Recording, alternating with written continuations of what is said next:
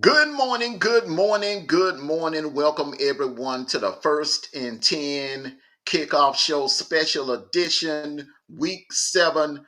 I'm your host, Armando Black. Got my panel here with me here this morning. D True Sniper, you knew, salute, salute, salute. Week 7. This is the one that we've all been waiting on right here. This is a de facto playoff Saturday. Salute, salute, salute. Good morning and happy Saturday to everyone. Salute. Good morning, good morning, and hey, it was a sad day for me last night, y'all. We're gonna get into it, but it was a sad day for me last night. I think my bracket is busted. Oh yeah, oh yeah. This has been a strange year so far. It is looking more and more like 2007. And I remember Desmond Howard made that prediction. He said that this could be one of those strange years, much like 2007, where everything was kind of like, you know, everything pretty much played itself out.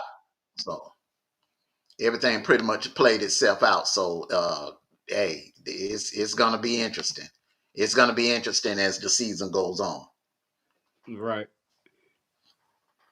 It was, but as much as strange it is, man, some good ball been playing in the last 2 weeks, bro. Hmm. Some good ball been playing. Um, and, just in starting off this week, it was even it has continued on from last Saturday to last night. So yeah, we're gonna get into it. Yes, sir. Yes, sir. D Truth, what's going on with you, brother?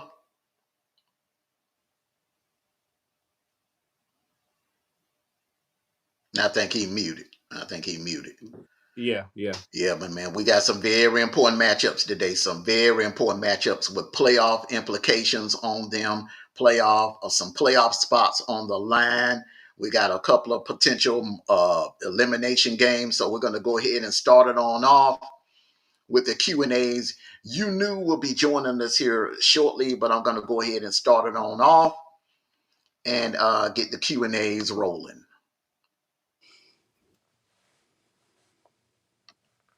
Oh, hold on. Yeah, to bear with me here. Hold on, hold on. Uh, Why is he doing that? Hey, good morning, Kenyon 29. What's up, bro? Hey, we just don't put all your eggs in the basket so far, bro.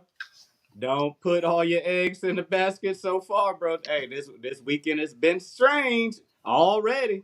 exactly, exactly. All right, here, sir. Everybody, I'm using a new platform here, so I got to get adjusted to it. So bear with us here. Bear with us here. So if you don't see us up on the screen, just bear with us. Um, First question, Sniper. What did we learn about Bama last Saturday? I'm going to be honest with you, bro. You could probably contest to this. Um, we already knew what Bama was about at the beginning of the year. Mm-hmm. There's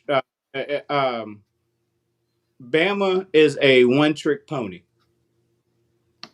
Um, Bama did not. If you remember me from the get go, I said nobody fears Bama Mm-hmm. this year. Nobody fears Bama. They don't have their head coach anymore. They got a new coach, and just because they started off lukewarm doesn't mean their season's going to go as planned. Um, and like we mentioned before, I knew that Bama was going to get beat by Vanderbilt last week. I predicted that at the beginning of the year. They was going to have that was going to be their gotcha game. Mm-hmm. Um, but we learned that as we said throughout the week, their defense is weak. They depend on two players. They depend on Miro and Williams. Mm-hmm. You take them out of the equation. You take one of them, one or both out of the equation. they're going to fold. Mm-hmm. Their defense is very, very, very young. So at the end of the day, anybody who has a decent quarterback and decent receivers that run their routes to and they execute their routes or have a running game, they're going to wear them out before the end of the second quarter, and that's what happened to them last week. They got gassed. They learned their lesson. Vanderbilt took what Georgia did in the second half and continued it. Mm-hmm. Okay. All right. So that's how I feel about Bama. We nobody fears Bama. Mm-hmm. Nobody fears Bama anymore. Mm-hmm. Okay. All right. All right. Okay. Good morning, 225 girl. Good morning, 225 girl. Oh, okay, so I'm over here. I can't really see the chat from where I'm at. Hold on. Like I said, everyone, I got please bear with me. This is a new software that I have to get adjusted to. This is the first time I've done a live on it. Salute, if you don't mind, bro, salute the chat for me as they come in. So you. Yes, sir. I got I'm you. not I able to got you. see anybody from my end. I got you. Okay, all right. From my opinion, man, Bama was and I've said this since the season opener. They were overrated, of course. That's what they do. That's what the media does. They have a habit of over hyping Bama up and putting them up on a pedestal. Okay. And I told Hmm. everyone this is not the same team. This is not the same team. Uh, they just they're just not. They're not the same team. So um, that defense, you cannot win a championship with playing that kind of defense. It's not going to work. Uh, that secondary is suspect, and they can be torched. As a matter of fact, and I never thought I would ever hear myself say this, but they have one of the worst defenses in the SEC. From what I've seen the past 2 weeks, they have one of the worst. Now, a lot of Bama fans say we did this to Georgia, we did that. No, Georgia did it to themselves. We all know, Hmm. we all saw the game. Georgia shot themselves in the foot a lot in that game. Self-inflicted turnovers. It wasn't turnovers that was caused by Bama defense. It was turnovers. It was miscues on Georgia's part, and that is what led to a lot of those turnovers by Georgia. Other than that, it was it wasn't a good defensive performance, because even despite the fact that Georgia had the worst game of their season and Carson Beck had the worst game of his career, he still put up career high numbers. And that should be a huge red flag to any Tide fan that's honest with themselves. Hmm. Yeah. And all of his numbers came in the second half. Hmm. Exactly. Exactly. Exactly. All right. Let's move on here. Go to the. Miss Miss 225 girl said, like you said, Mondo, Bama has been turned into a Pac-12 team. Yes, I definitely agree with that. Definitely agree with that. You can score, but you can't defend nobody. And you Mm-mm. made a great point about that last week when you made a great point about that last week about the Pac-12, because once you get in the third quarter, you could do whatever you want to Bama. You could treat Mm-hmm. them like a 5 cents prostitute if you want Mm-hmm. to, because they're gassed. They're gassed Mm-hmm. by the second half. Mm-hmm. Absolutely. Yeah, absolutely. All right. Next question. What did we learn about Tennessee last Saturday night? Mondo, remember when I had the Tennessee fans on your Facebook page mad at me, Mm-hmm. and I kept telling them just let everything settle down. Everything. When you cook your food, it's hot at the beginning, but if you let it sit there and let it settle down, it's going to start cooling off. And everybody's like, "Oh, you hate Tennessee. Oh, you hate Tennessee." No, you got a team that you got a fresh young team all the way around. Once the rubber hits the road, it's gonna start being real to get real to them real quick. And they find that out last week that they can't just come in there and play like they're playing and still in high school. Mm-hmm. Tennessee is young. Now is Tennessee going to they got the next 2 to 3 years to improve and get better, and I see it happening. But this Mm-hmm. year you're on that same level, equal to Bama. Mm-hmm. Just and I'm gonna keep saying it till until they prove me wrong. Mm-hmm. A lot of young talent, promising young talent that is going to improve. They're going to be great. This team is going to be a problem the next 2 or 3 years. So everyone may as well get ready for it. They are going to be a problem, but this year they're young. Mm-hmm. They're young, and and that's what I was telling Tennessee fans in the off season. Don't think, don't think that Nico is going to be able to come in and magically turn things around. Everyone can't be a Johnny Manziel. You know what I'm saying? Everyone can't be a Tua. And remember, Tua, we're talking about freshman sensations. Tua did not play that entire his true freshman year. He didn't play that. He didn't start. He Right. did not start not one game. He did not start. He came in at halftime of that national championship game and won the game. That was a great, walk off story. It was a great story, but he didn't start. You got to go all the way back to I think it was 1985 with Jamel Holloway, a true, I mean, a real true freshman to come into the season and lead a team to the national championship.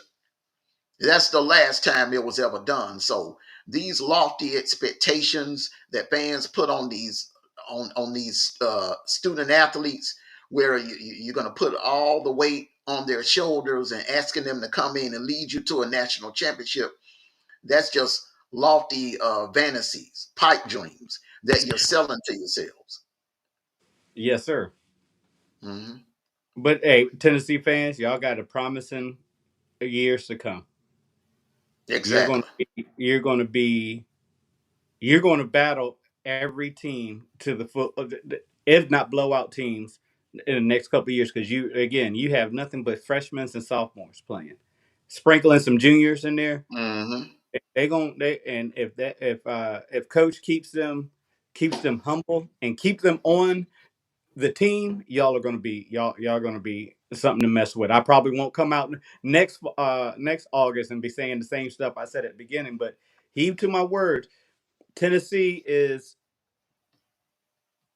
right now, they're still trying to find their identity. Yeah, you beat up on some younger team or some less quality opponents, but you doing what you're supposed to do as your year progress. You are progressing, but I just don't think that it's going to be all the way through this year.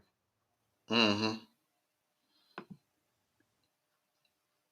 Yeah, exactly. Hold on. Hmm.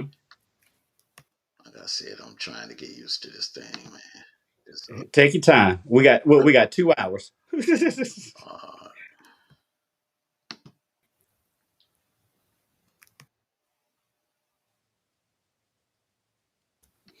all right, a loss today will put James Franklin back in the hot seat.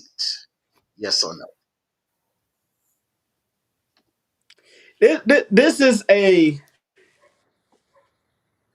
that's a very good question, and it's a very uh question, if that makes sense.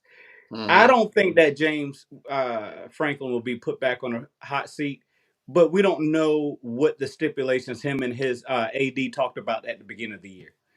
Um, he has really, really put his foot on this team, and the team and Penn State, for who they played and how their body of work has been for the last couple of games. They have really been impressive, um, and they're moving in the right direction. Can they sustain it?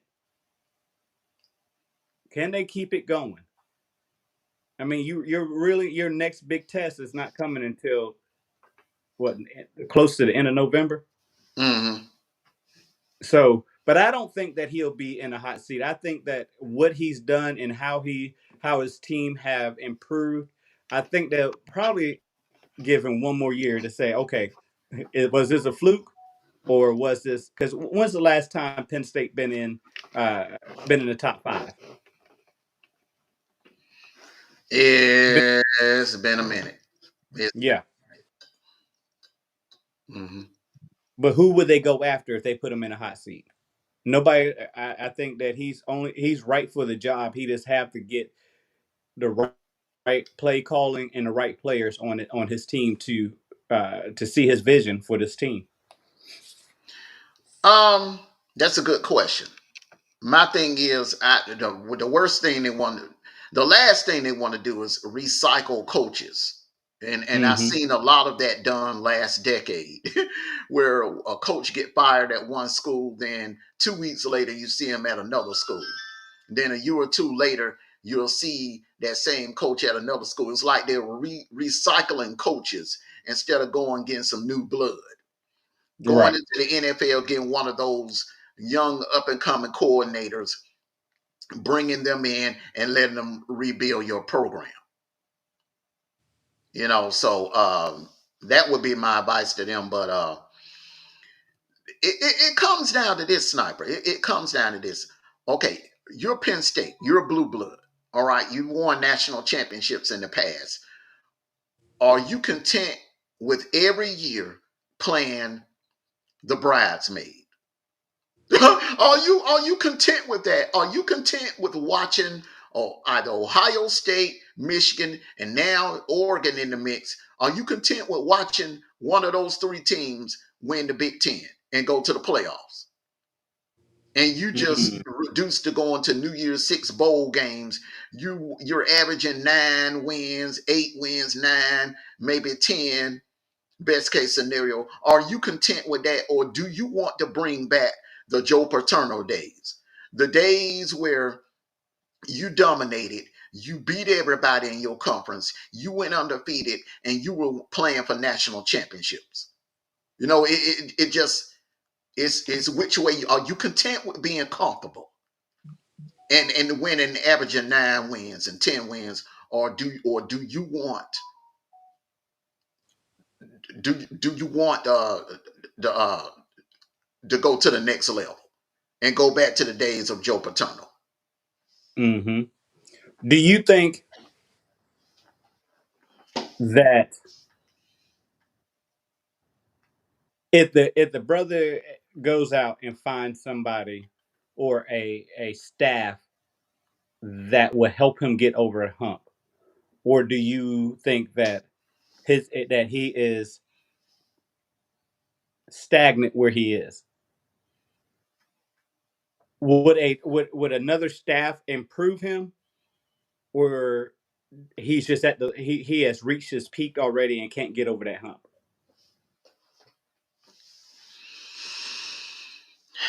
He definitely, I mean, that's what it comes down to. You're going to build championships, you got to improve your staff. Mm-hmm. Even if you have to take a pay cut, improve your staff. Kirby did not start winning national titles until he went out and got an offensive guru, Todd Monken. He went and got Sam Luke, brought Sam Luke in to build that lineup, and uh, Dan Lanning, Schumer. He had an all-star defensive coordinator staff. Then the cherry on top, he brought in Muschamp, which we all know is a defensive guru. This is the same man that devised a defensive scheme to shut down that Trojan offense in their Rose Bowl back in 2000. Mm-hmm. cannot, people can say what they want to say about Will Muschamp, but you cannot take that away from him. You can't take that away. No other defensive coordinator was able to figure out that Trojan offense until Will Muschamp was able to do it that night. That is true. I mean, hey, y'all better check his pedigree for real. I Exactly. mean, Exactly.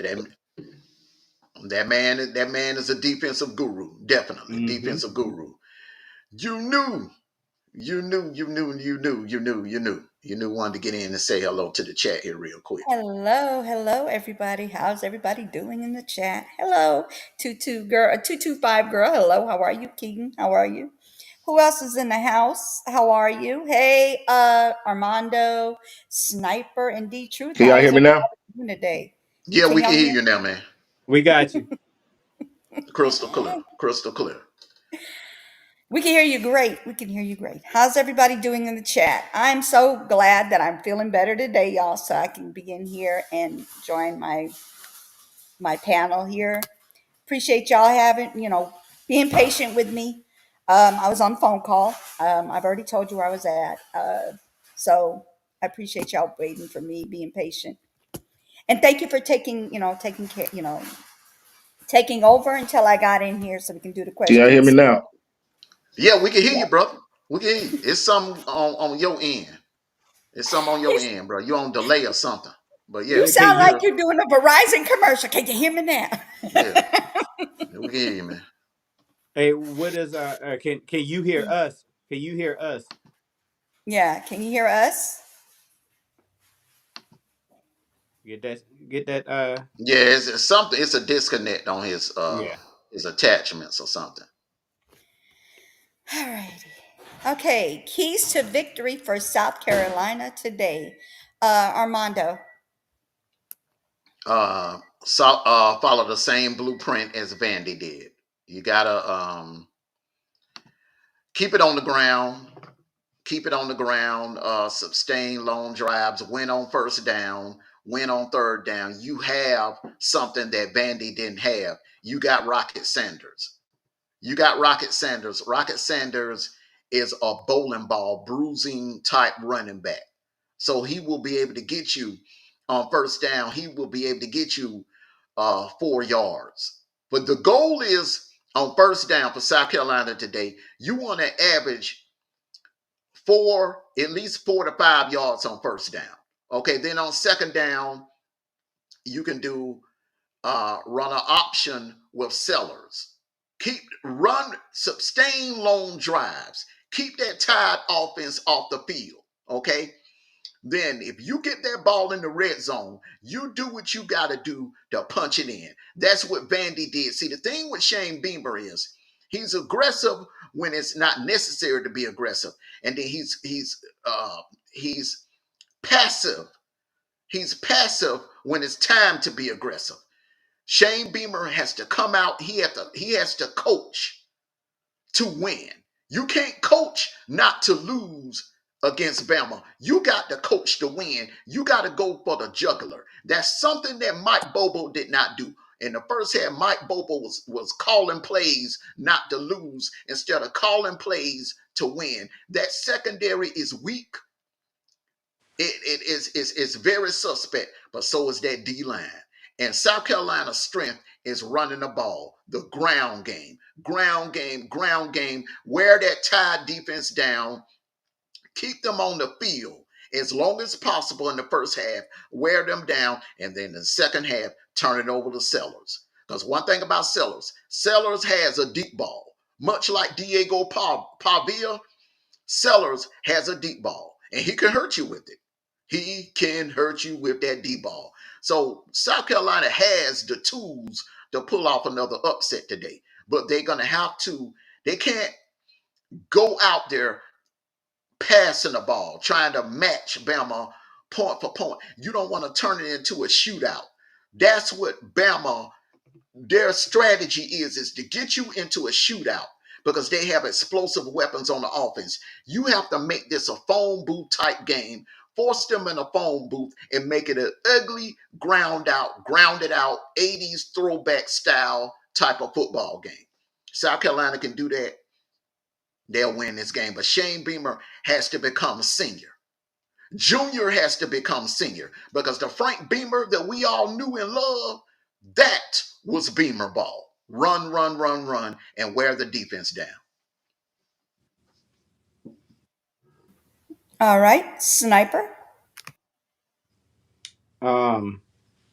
D-Truth, I don't know if you can hear me, but Dub said Peyton Thorne sold D-Truth that phone he has. Oh, you crazy. You crazy. Hey, so, hey, Dubs be salute coming with some Dubs in the jams, chat, bro. man. Good morning to you. Salute Hey, to Dub. listen, make Bama, the key to victory for South Carolina is make Bama one-dimensional. Make Bama think that again, if you take Ryan Williams out the game, who else do they have? Press that boy from the line. Again, if he get over top, he gonna catch it. But hit him at the line, hit him in his chest at the line over and over and over again. Make him believe that he made a mistake to come to college early at a young age. Defensively, you have to make Bama one dimension. Hey, the next thing that I believe is that put pressure on Miro. Hey, somebody get that spam up out of here for me, if you don't mind. Now we're gonna have to figure out how to do that. Um,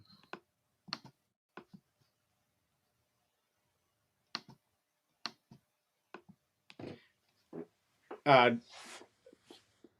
you know you're gonna have to try to do that because I can't do it. Um, as I said last week, um, you have to keep his feet moving in the pocket. Make him hey, no discredit of the boy. He's a decent quarterback, but if he has to make decisions quickly, he's going to fold. So defense, do what you do. Put pressure on Miro. Make him come indecisive. Make him doubt his ability to pass or run.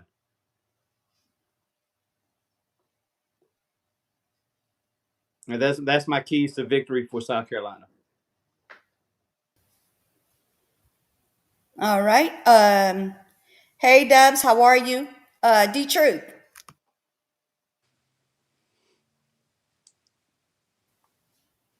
I can think you he hear still us? got some. I think he still got some technical difficulties. Oh, oh. Okay. I have my phone open, so I'll be able to knock people out of here if need to be. Okay. Fly them out. So you ain't got to worry about it. I got it open. All Oh, right. you know what? It's my phone too.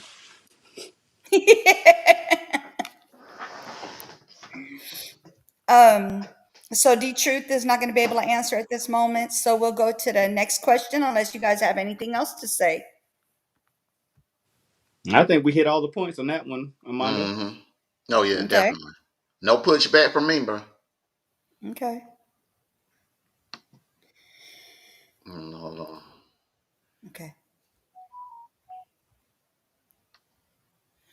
All right.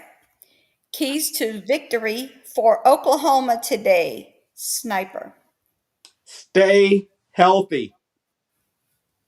I know y'all gonna be playing tough. You're gonna play physical.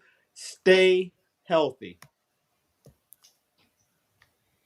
And it's very simple. You stay healthy. You do your assignments. Do what you do, and don't try to overdo it.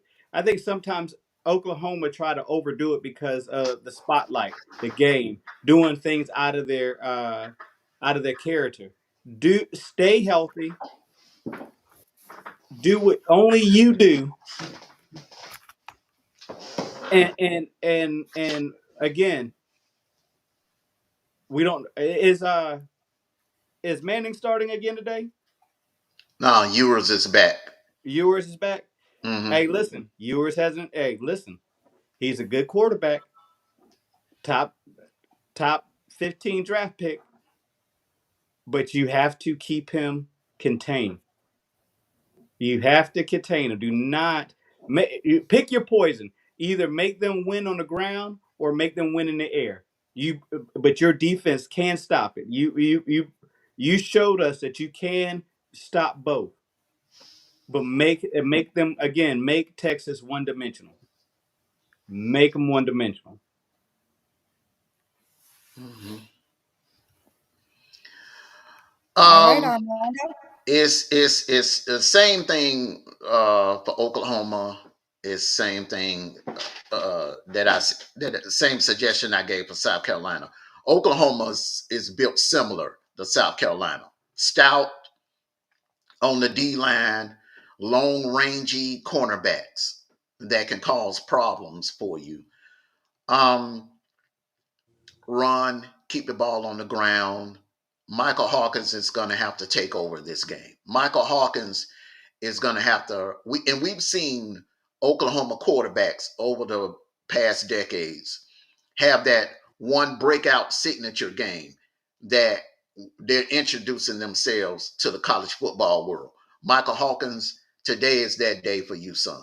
You're going to have to introduce yourself to the college football world. You're going to have to pretty much carry this team to victory. And you're going to have to do it with your legs. You're going to have to command and run that offense. Venables, uh, I'm very confident that Venables' defense can keep this thing close. But on the offensive side, Oklahoma has to win on first and third downs. They got to Mm, win on first downs. When I mean by win on first downs, you can't be in a situation where it's 2nd and 9 or 2nd and 10 or getting false starts. You got to move the ball forward, get positive yards on first down, 3, maybe 4 to 5 yards. So you got a 2nd and 5 situation. Then you get 3 more yards. Then if you want to win the first down battle, because you get into a third down situation, you want it to be 3rd and 2, no more than 3rd and 3, because you don't want Michael Hawkins to have to win this game with his arm. You want him to control the game with his legs, along with those OU running backs. And plus, also, attrition plays a part in this as well. Oklahoma's kind of thin. That's another thing I'm worried about when it comes to Oklahoma. But other than that, uh, that defense is going to keep them in the game. It's going to be up to the offense to capitalize on, the work that the defense is going to do today. mm-hmm. Salute, Agent Smith. Salute to you, brother. Salute. 225 girl says Texas will throw more than they run, and Ewers though can throw. He prone to get reckless sometimes, which is very much true. I don't. Hmm. He doesn't form well under pressure. Hmm. Hey, Dub says we got to get D Truth a NIL deal with Apple or Samsung for real. And the Dub's crazy. Dub's crazy. Yeah, but ears do not form. For him to be a senior, he does not perform well under pressure. Hmm. And you coming back from an arm injury, a slight concussion, y'all got to be flying, Oklahoma. Y'all got to fly, and you got to be all over the place. And don't let hey look, hey, don't do what you did a couple years ago and let your wagon tip over, because that's just bad juju right there. Hmm.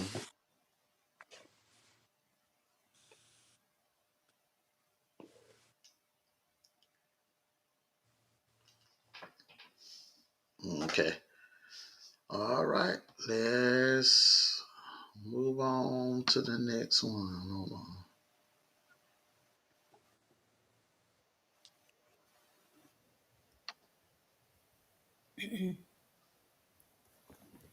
Okay.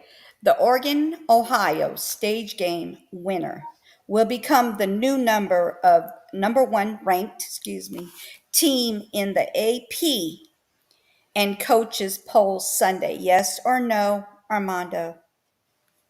Absolutely. The winner of this game will have the best win of the season so far. The winner of this game will have the best win of the season. Uh, Oregon is ranked right now. Oregon is ranked higher than Georgia, and Ohio State is ranked number 2. Okay, so either team wins, it trumps the victory that Bama had over Georgia. Because right now, Georgia is currently ranked with number 5 in the nation. So this game, they're going to be playing for the number 1 ranking tonight. Absolutely. Okay, sniper. I'm gonna disagree just a little bit. I do. This is a best scenario, um, the best scenario case. But if Texas wins, um, I think Texas will remain number one. If they lose, then it will give the opportunity for Oregon, Ohio State to win this game, um, or become Oregon or Ohio State to be number one. It now how they win the game is going to impress the polls. If one of these teams blow out the other team, yes. If this is struggle, I think things will stay the same. And I won't say struggle. If it's a tight game, then yes, it probably the rankings will probably stay the same. Salute to you, Thug Life Man, and salute to you, Agent Smith. I got some pushback on this one. Yeah, yeah, The reason why, because the knock on Texas is they haven't played anybody. Now, I mean, it is already that's the knock. They haven't played anyone. Michigan, that victory, Michigan shouldn't even be in the top 25 right now, and it's egregious why they are even in the rankings today. And Colorado is not. Colorado is 4-1, playing much better football, have beaten much better opponents than Michigan has, and they are not even ranked. mm-hmm. So then Texas, that Red River, okay, let's just say if they beat Oklahoma by a couple of touchdowns, are we really going to value that over beating Oregon, going into Oxton Stadium at night and winning a close game against Oregon in a tough environment? A place that, man, have they even lost in Oxton Stadium in the last, what, 5 or 6 years? I don't think so. So, and they are ranked higher than Oklahoma. Oklahoma's ranked number 18. Right. Oklahoma's ranked 18. We're talking about 2 top 5 opponents. So if one beats the other, I don't care if it's in overtime by a field goal, they are going to leapfrog Texas. It's not like Texas has played the same type of schedule that Georgia has played. Hell, they ain't even played the same type of schedule that Bama has played, in my opinion.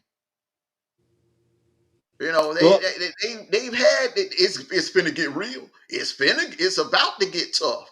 It's about to get tough, but they haven't really been tested. You know, that Michigan team is nothing. It's like night and day. That Michigan team compared to last year is like night and day. They're nothing like they were last year. Totally different. Totally different squad. So that's why I said it back then after that game. I don't give them much credibility for that win. mm-hmm. I can't. Yeah, and I know we're basing it on our opinions, but how many times have we seen the AP polls have a good win, but that number one team stays number one just off of the win alone and not off of who they played. Well, You know, if you're looking at it from the only way, the only thing that I could say is where they would let's just say the coaches poll is they're gonna move the winner of this game to number one. It ain't no doubt in my mind. The coaches poll is gonna they're gonna move the winner of this game to number one. The AP poll, the only reason that they could justify leaving Texas at number one is if you're trying to uh, put the spotlight on that Georgia game next week. So Mm-hmm. the loser is going to drop out of the top five. So that will bump Georgia up to probably number three. That'll bump Georgia up to number three. So Georgia would be number three, and Texas would be number one. So that would be a build up for that game, and the winner of that game would become the number one ranked team. Now I can see that scenario happening, but I just from what I'm hearing and from what I'm seeing, bro, I think they're going to be playing for the number one ranking. They're going to be Yeah. playing for the number one ranking because to defeat Ohio State, this Ohio State team hasn't really lost to anyone other than that bowl game in Missouri and the playoff game against Georgia. During the regular season, they haven't really lost to anyone but Michigan in the last 2 or 3 years. So this would be a major accomplishment for Oregon to come into the Big Ten in year one and knock off the big bully of the conference, which is Ohio State. And for Ohio State to go into Augusta Stadium and beat Oregon tonight, that's a huge accomplishment because that's something that too many teams haven't really been able to do. So it's going to be interesting which way they're going to go. Salute to you, Dan Davis. Salute to you, Sikkim. Salute to you. Good morning, Dan. Good morning, Go Dogs. Hey, go dogs. Um, this game, I think this game is going to actually come down to the coaches. But we'll discuss that when we go to our pick 'em. Okay.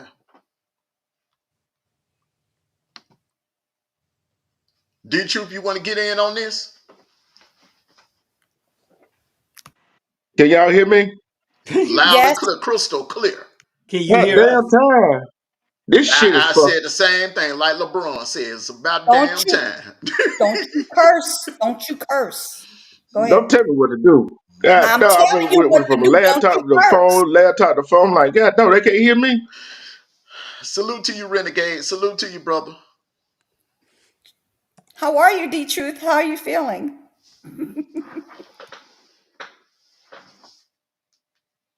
Uh-oh. I think Yeah. he done went out again, bro.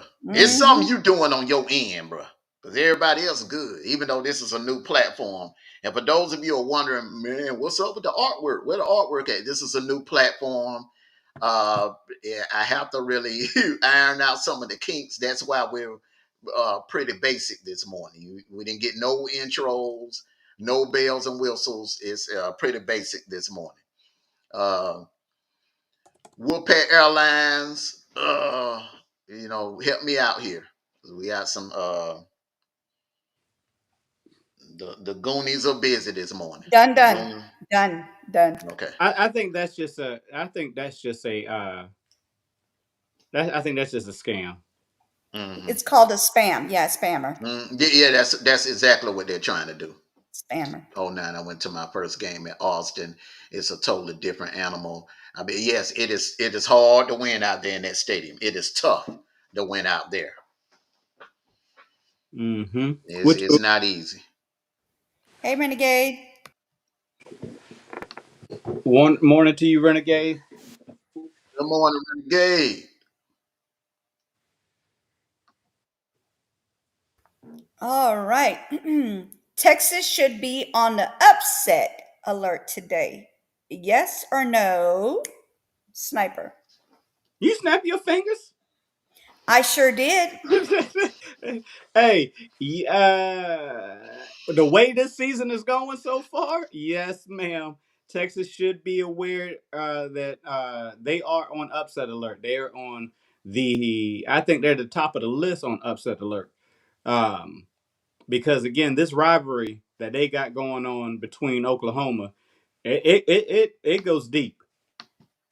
Um, they are and they're playing with fire. They're playing with fire again.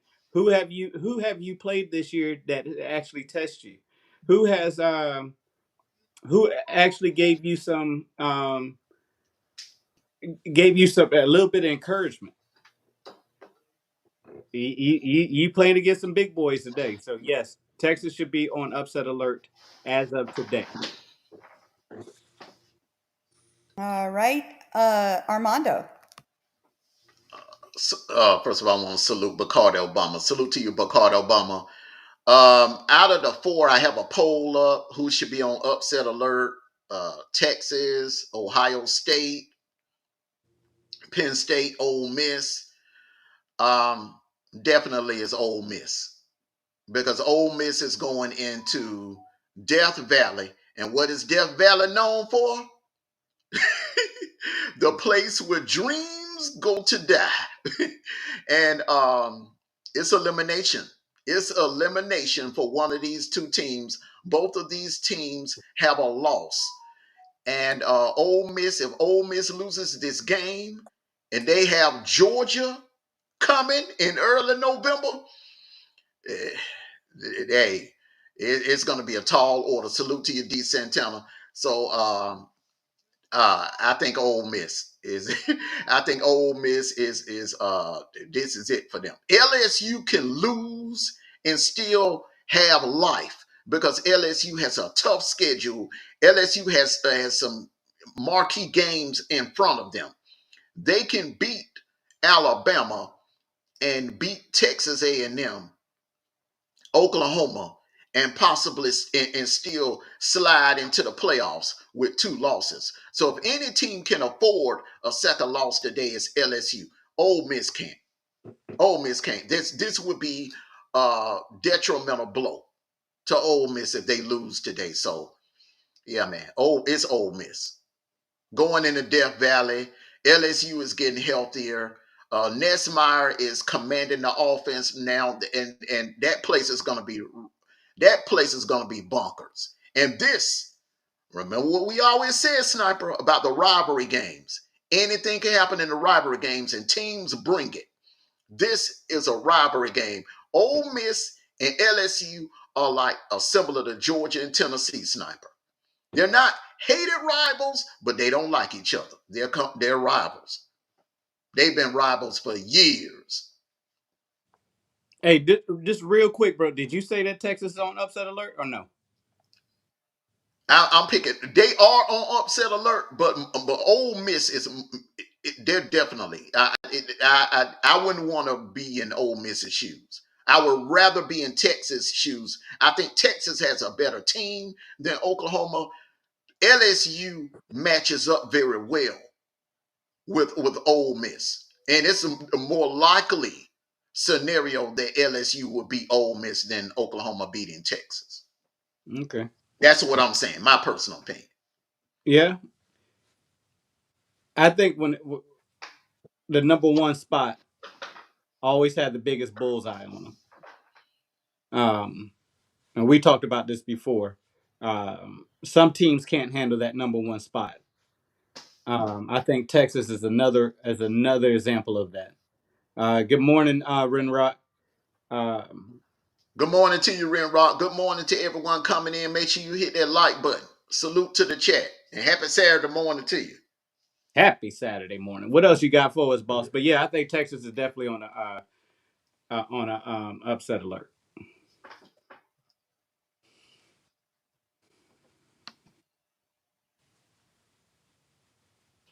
Both are Texas. It just that I think Texas should handle Oklahoma, but Oklahoma has a definitely a clear path to victory. Because this is a rivalry game for one thing. You knew, you knew. All right. Keys to victory for Colorado today. Sniper.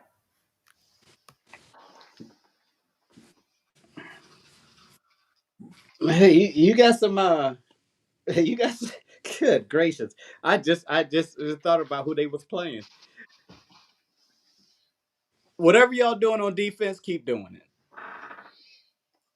Whatever y'all doing on defense, keep doing it.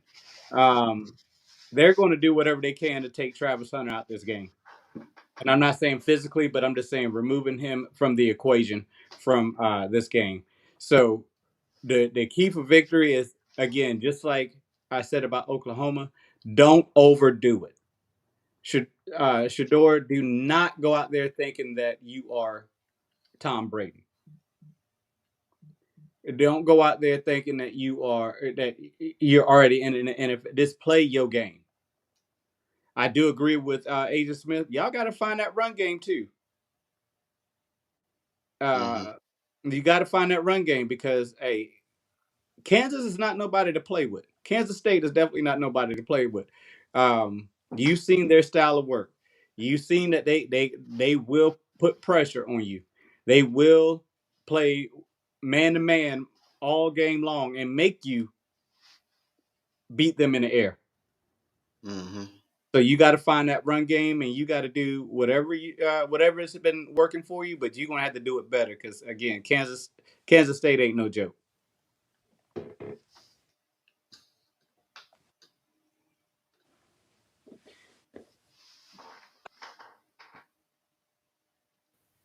Any pushbacks? No. It's my turn. It ain't no pushback. It's my turn. Um, uh, you got to get it into a scoring match. You got to get it into a scoring match. You don't have the linebackers to match Kansas State's that offensive line. That Kansas State's offensive line is a problem, and you're going to give up some points. Colorado's going to give up some points today. So, in my opinion, score every time you touch the damn ball and make it count. Don't kick no field goals. You got to get in their end zone. Every time they touch the ball tonight, they need to be getting in the end zone. That's the goal for Prime. And that would be the goal moving forward, especially in the Big 12, because you don't really have a team in the Big 12 with a juggernaut of a defense other than Utah. Other than Utah. Now, Kansas State is kind of like a tier below Utah when it comes to defense. But in my opinion, when it comes to offense, no team in the Big 12 can match the firepower that Colorado has. So the plan moving forward, if I'm Coach Prime, is to just outscore the opponent. Outscore the opponent.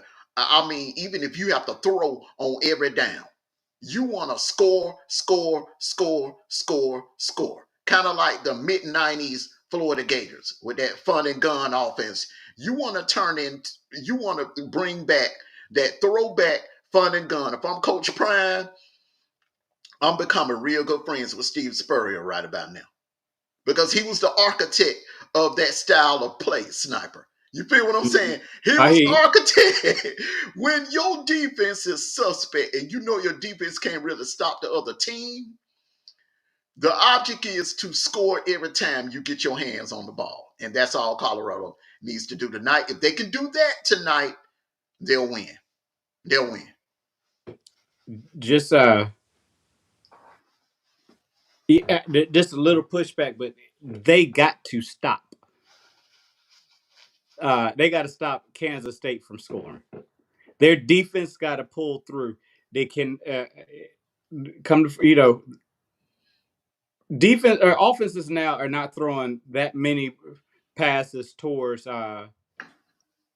Hunter's way anymore when he's on the field playing field playing corner. They have to make some stops at pivotal moments. They're going to have to, which will and get better uh, field advantage. And another thing is you can't. Colorado, y'all playing with fire a little bit because the last couple of games you won has come down to the last minute of the game. You have got to make. You got to stop playing with fire when it comes to that.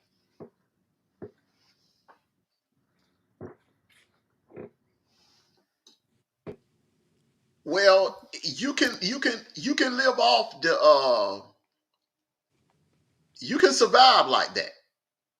You can survive. The 2010 Auburn team did it. 2010, if you go back and you look at the stats for that 2010 Auburn Tigers team, and D Troop would tell you the same thing if he was up here. Just about all of their games were close. And out of the 12 games, if I'm not mistaken, during that season, 9 of them they were trailing. 9 of them they were trailing until the fourth quarter, and they pulled it out in dramatic fashion, including the comeback in Tuscaloosa. So you can live like that if you have the firepower on offense, and that's the thing with that 2010 Auburn team. They had the firepower from Cam Newton to Dyer. They had the firepower.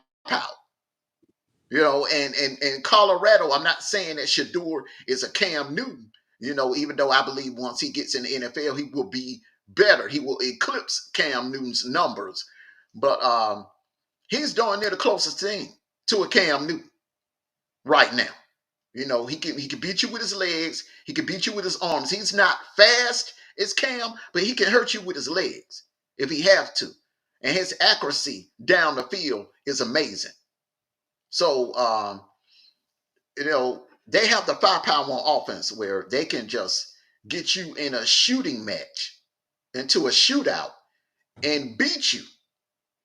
Because it ain't too many defenses in the nation that can shut them down like that. I think Nebraska, they just had a bad game, much like Georgia against Bama. There was some self-inflicted mistakes that they made, the false starts, the fumbling and drop passes and stuff. It was just a lot of things that happened in that game against Nebraska. Other than that, man, this is a prolific offense that defenses moving forward are going to have a problem with. Salute to you, bro. That's your baby girl, man. Yes, baby girl. You don't She want to put home your from face on college. the camera. How you gonna tell nobody no, but you put your face on the camera? she You know she you. home from college. Salute No, to you. she home Hey, from Bree work. Bree. Hey, Bree Hey. Bree. Hey. Um, yeah, everything you said is true. It's facts. But do you want to? You know the old saying: you live and die by being one dimensional. Yeah, Yeah, and you don't want it. And yes, I remember that Auburn team. That did it. They had the players to make it work. But again, yes, Colorado is moving in the right direction. Coach Prime got them moving in the right direction. But we seen this story before. When you live and die by just passing, trying deep ball, sometimes that does not work in your favor. And I think that if they got to control the ball to begin with. They got to control the ball. Do not let Kansas State get into a groove because again, Kansas State can destroy you on both sides. But their defense, I think Kansas State's defense is a little bit better than Colorado's defense. mm-hmm. Mm-hmm. So they're gonna have to be creative, like you said, and they're gonna have to keep Kansas State's offense off the field. Well, it's like this. Kansas State's defense is legit. Don't get me wrong, but their defense, even though, and I see a couple of people saying Utah lost last night to Arizona State. Utah is like one of those teams, a Jekyll and Hyde team, much like Kentucky and South Carolina. They win games you don't expect them to win, and they'll lose games that they have no business losing. And I don't know Mm-hmm. what it is about Arizona State. Arizona State has been doing this to Utah for the last 7 years. I don't know what it is about Arizona State. You know, when Utah won back-to-back Pac-12 titles, the games that they would lose during the season would be to Arizona State.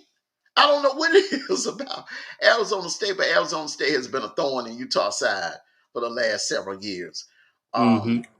Kansas State has a legit defense, but in my opinion, man, it's not on the level of Utah's. Okay, so therefore, um, they're a bend but don't break type of defense, but I don't think that bend but don't break style would work against Colorado because they have too much firepower on that offense. And you're talking about, you mentioned control the game. So I take it you're saying they need to sustain long drives. They have the kid that transferred from Ohio State. If you watch the UCF game, he was running that rock. That run game has picked up. That run game picked up in that game against UCF, and it helped out a lot. And that gave the defense enough time to rest and recuperate, and that defense played lights out against Central Florida. So moving forward, Colorado is going to be a much more dangerous team now that that kid that transferred from Ohio State has gotten healthier. Colorado is going to be able to beat you more than one way. Before that kid got healthy, it was one dimensional on the offense. But moving forward, they can get you on the ground, they can get you in the air, and that's a problem. Yes, sir. Yes, sir.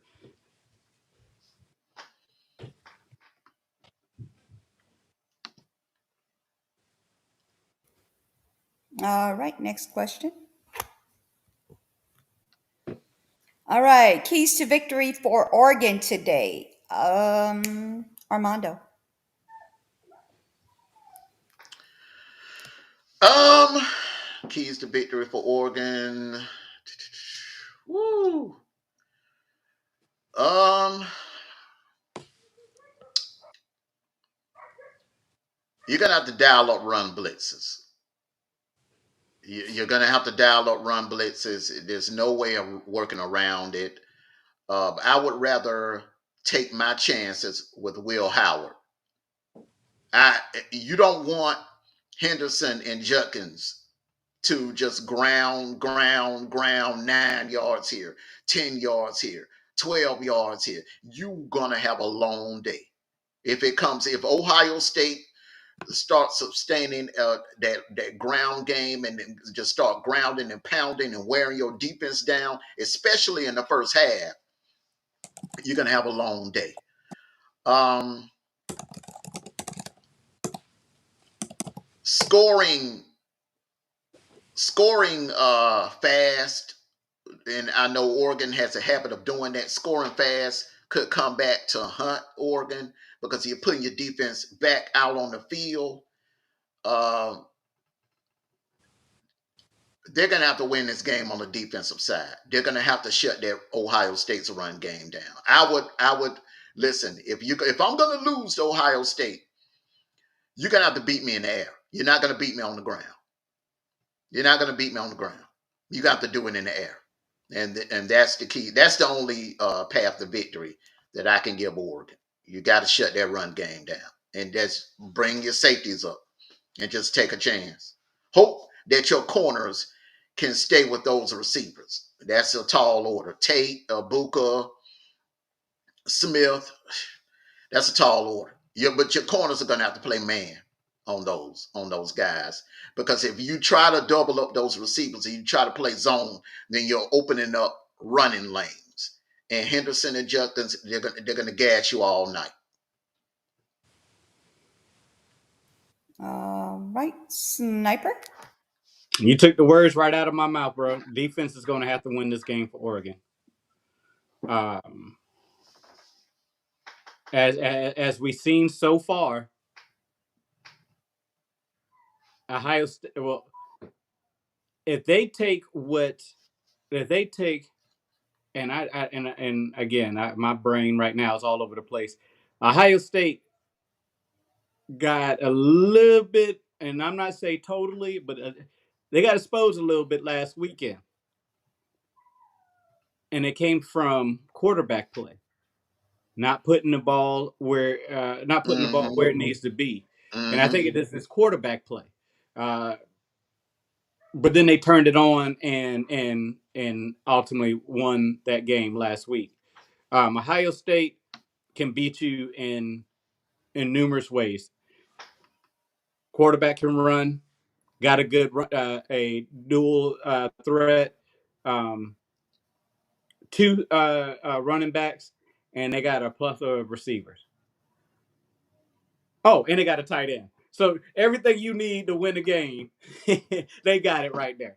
Okay, but do you have the manpower on defense to stop him? Can you keep everything in front of you? And like you said, that's a tall task to ask some these boys to do, but they can do it. And again, and another thing I agree with you on was that Oregon's got a time management is going to be another key to win this game. Time management, like you said earlier, they are known for and past years all the way up till today is scoring real quick, 6-7 drives, they're in the end zone. Mm-hmm. So you're putting your defense back out there playing more minutes on the field than the average team does. But again, that's what they practice for. That's what they practice for those long drives. So you score, you score, you score. You got to stop. 3 and out, 3 and out, 3 and out. Get off the field. But I think the defense and time management is going to be the key to victory for Oregon.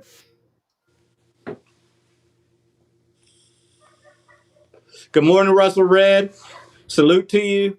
Good To morning, answer your brother. question real quick, yes, your Texas team is on upset alert, bro. If you've been watching Oklahoma,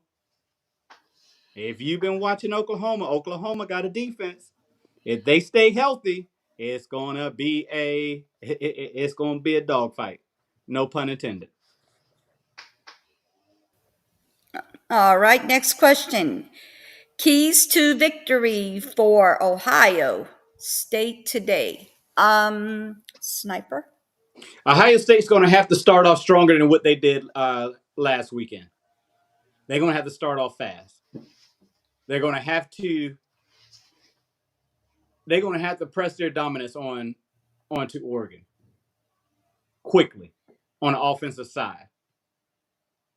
If the paperwork is right and they have the best offense in the college football as of today, they're going to have to show it right off the bat.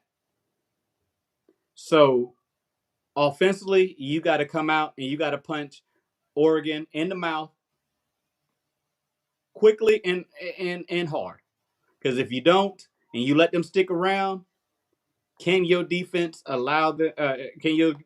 sustain being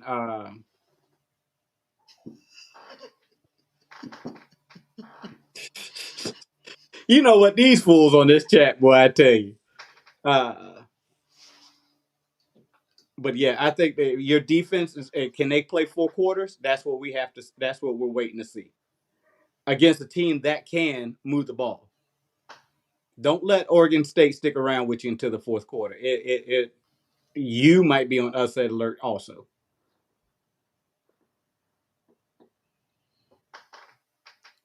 All right, Armando. Russell Red, you mean to tell me where do I send a UGA sweater to you after the 19th? Um, yeah, Ohio State gonna have to. I agree with Sniper. Ohio State is gonna have to start off fast. They're gonna jump on. They're gonna have to jump on them early and often. They're gonna have to. They can't come out there playing around with Oregon, and when they put it like Ohio State has to go in at halftime with at least a 2 touchdown lead. They need to put Oregon away early. You don't want to get into no 4 quarters battle with Oregon in Austin Stadium. You don't want to do that. Mm-hmm. So my keys to victory for Ohio State is don't you got to bring your A game today. You got to bring your A game today. Now I've given you a pass the past couple of weeks because it's kind of harder to get up for inferior opponents. But there are three games that you had circled coming into the season: Oregon, Penn State, Michigan. All right. Now, the knock on Ryan Day is that he's had issues when it comes to big games. Well, this is a big game, and you have all the talent in the world. Ryan Day, you will not, and I repeat, you will not have elite talent, this much elite talent on your squad in the same season ever again. The talent on this roster is just deep. They have boatloads of talent on this roster, and there is no excuse why Ohio State can't get it done. They come up short this year. There's no excuse. If they don't win it, if they don't win a national title this year, I don't think they'll ever win it with Ryan Day. I'm just being honest with you, with the level of talent that they have. I'm sorry. There's no excuse. And the rest, and you gotta admit this, Sniper. The rest of the field is kind of down. The SEC is kind of down this year. The SEC ain't what it was last year and the last 3 years. The SEC is kind of taking a step back. So if you're going to do it, this is the year to do it. Mm-hmm. I agree with you. I agree. What did 225 girl say? Gabriel can't throw over 50 times against Ohio State. They can't. They can't. You got to use every player on that sideline. You're going to have to use it, and your run game has to be on point. So yes, I agree with you that on that there 225 girl. Mm-hmm. It says she before you move forward. She says, "I am a I don't know what that means. Ohio State has an easy path to make it." I know what she's saying. I don't want to say it out loud. Okay. But yeah. Has an easy path to make it to the natty event with the talent that they have. It's no excuse for them to not win it all. No Yeah. excuse. But No excuse. But the only excuse that I have, or the only thing that I'll say, and it's not an excuse, Ohio State's strength of schedule. If they cannot, they don't only have one or two big boy games to play this year. Mm-hmm. Be 100 with you. So Mm-hmm. again, you got all this talent, but has that talent really been tested? Again, so you get to the game, you play I don't know, you play get into playoffs, and you play a Utah with a defense. You play a Georgia with a defense. Can they? Is it too late for you to be tested then? That's a big thing that Where scares they me about won't be Ohio State. playing Utah. They won't be playing Right. Utah this year. Yeah, Oh, in my honest opinion, or my humble opinion, is what she put in the chat. Just in case you want to know what that I'm a hoe. Mm-hmm. hey, 225 girl, you had me scared there for a second, boss. You had me scared there for a second.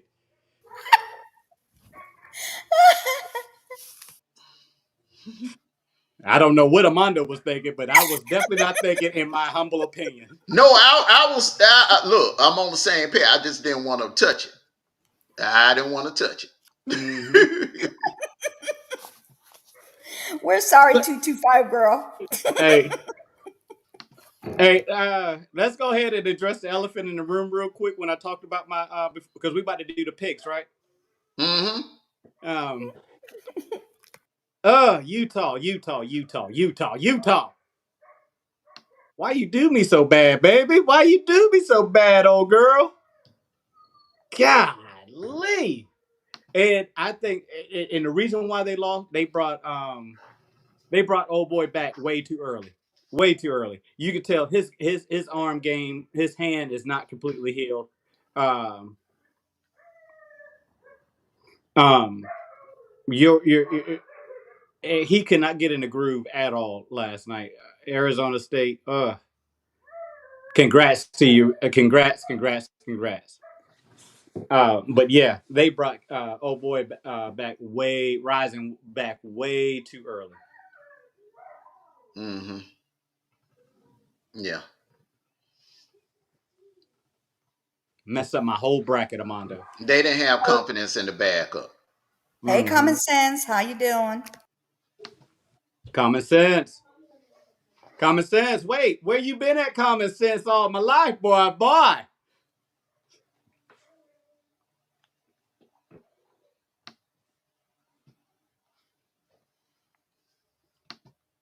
All right, now we're going into the game picks.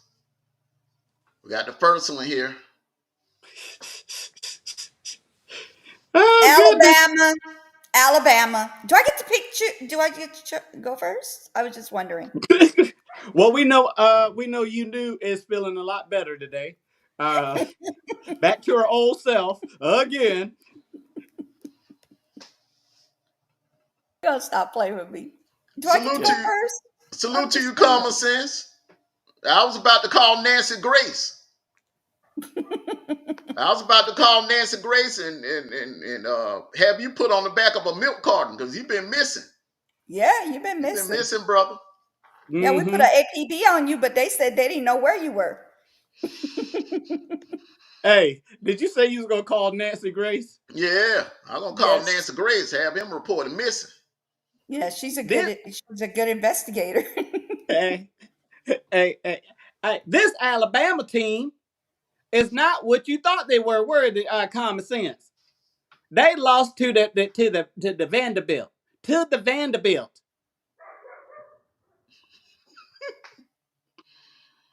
I love Nancy Grace. I love her. Mm-hmm. That old country girl right there. All right, so you knew picked Alabama to get back on Thank you, D Truth. That's what I was trying to say. No. That's not this week. That's we'll let her do that the week after next. No, We'll let her it do was that. this week because No. LSU. Well, we got to change it up. Can't do it this week. Oh, never mind, y'all. Never mind. Yeah, this is very yeah. We got all of us gonna get in on this week. Oh, sucky. Hey, this week right here, boy. I'm telling you, you're gonna put some hair on your chest. I tell you, you're gonna put some gray hairs on your chest. No, sorry, Okay. you knew. I forgot you on here. Yeah, I can't get no hair, but I can get a headache. Who picking Nick? Is your pick Nick Sniper? I go ahead and go. I'm going ahead and do it to the world. South Carolina.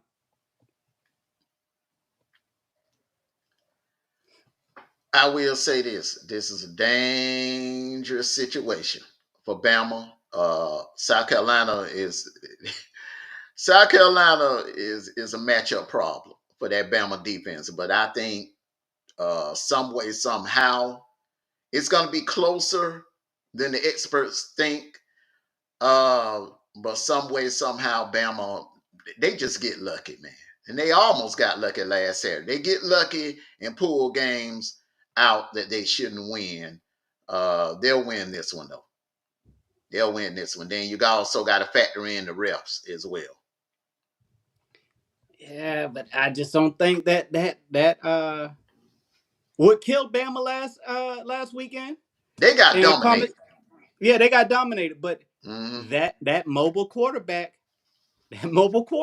situation, I think they got it. I think South Carolina got an edge on them just with that factor alone. Mm-hmm. Yeah, after what I seen, what they did to South Carolina, Bama got this one. I'm just saying. Ooh. UK. The upset bowl. The upset bowl right here. Two teams. Kentucky had Georgia on the ropes. And Vandy beat the number one team. Kentucky had the number one team on the rope. So this is the battle of the underdog bowl right here. UK.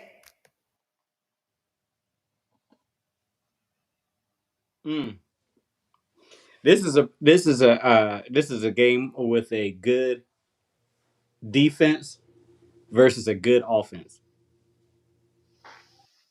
Which one's going to come at the end? Oof.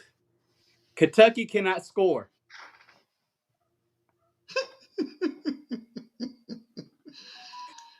I'm going with Vanderbilt today, y'all.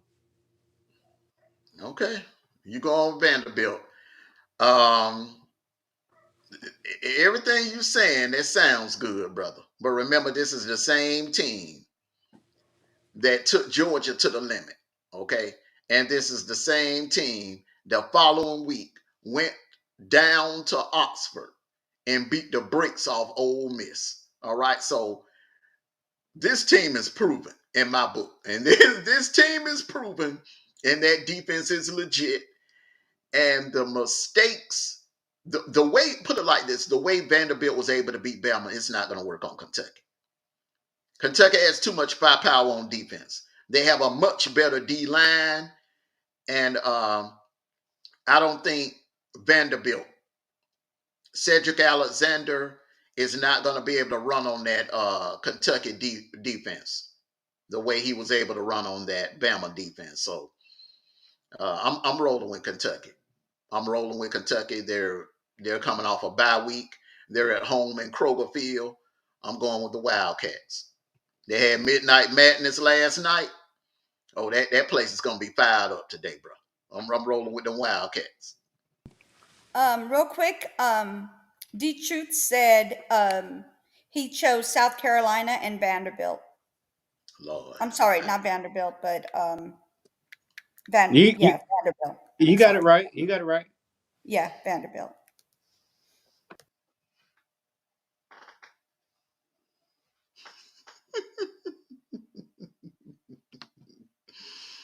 Okay, y'all. you knew pick it. Okay, all right, Sniper. This is gonna be fun right here. Northern Illinois versus Bowling Green. Huskies. Hold on. Um, I said, hey, I like how you just threw that out there, bro.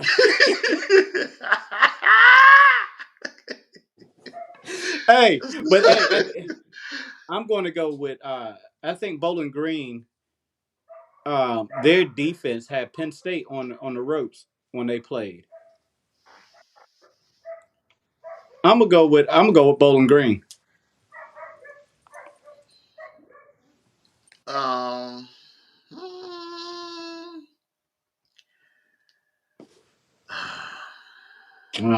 That spam's coming up again.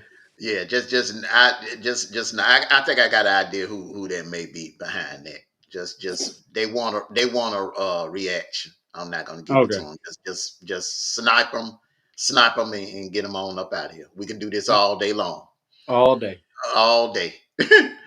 um, Ladies and gentlemen, please keep your hands inside the Wolfpack Express up out of here. exactly. Um, I'm going with the Huskies. Closer win. Huskies. Uh, I think their defense is just a little bit better than Bowling Green, and their offense. I trust their quarterback to win it in late a late win by Northern Illinois. I'm going with the Huskies.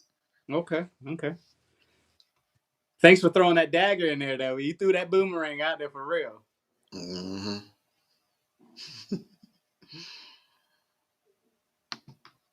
Whoo! That's Here's another another one one. right here. Tennessee or Florida, baby. No, I don't care. Which she said she don't care. If That's it's a typical answer right there, man. if it's not the dog, she ain't gonna pick nothing. She's one of them. I say the Gators. Hey, Bronze, how we going? How you doing? How you doing? I say Gators, y'all. Tennessee, because she picked that. Oh, she said. Briella said Tennessee. That's okay. You go ahead and you go against me, girl. You go ahead and go against me. Um. Now here's the thing with this one. This could be a bounce back game for Tennessee, or it could be a momentum game for Florida. Is Florida right? Is Florida got a little momentum to beat Tennessee? Eh,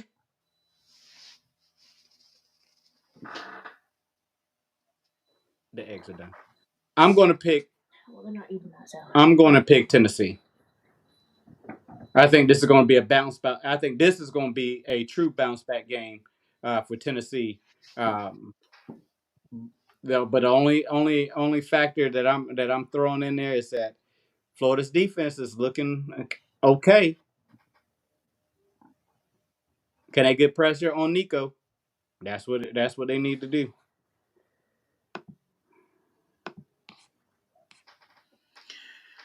Uh, Russell Red, yes, and I'm thinking about starting up at 8:30 next Saturday. The next Saturday is going to be huge. That is this Saturday is huge. Next Saturday is going to be even bigger, in my opinion, man.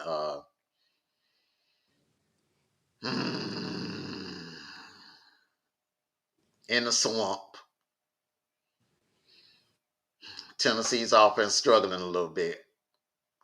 Florida is another Jekyll and Hyde team, man. They'll come out looking flat one week and come out the next week looking like the old six Gators on you. I'm gonna roll with Tennessee, and this game is gonna be close. It ain't gonna be no blowout either way. It's gonna go 4 quarters, but I think Nico's play is going to lead the Vols to a victory. I'm rolling with Tennessee. You ain't got no faith in the Lagway.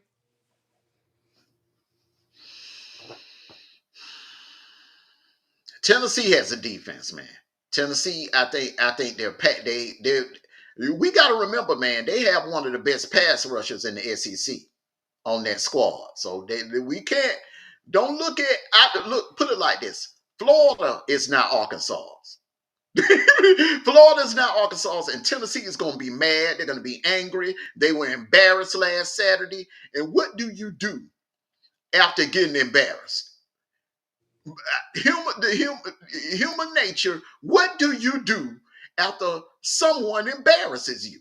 You come out and you make a statement and you take it out on the next individual that tries you, and that's Florida.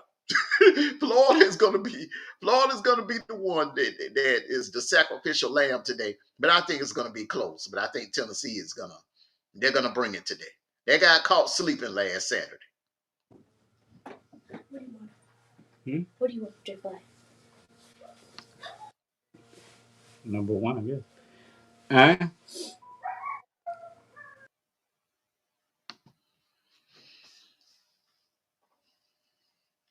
Salute to you, Bronze. Good morning. Happy Saturday to you. All right, you Hey, new. Bronze, I see you talking down there, Bronze. Hey, Vol's going to stump the Gators. Not even close. Okay, I see you. All right. LSU, of course. Duh.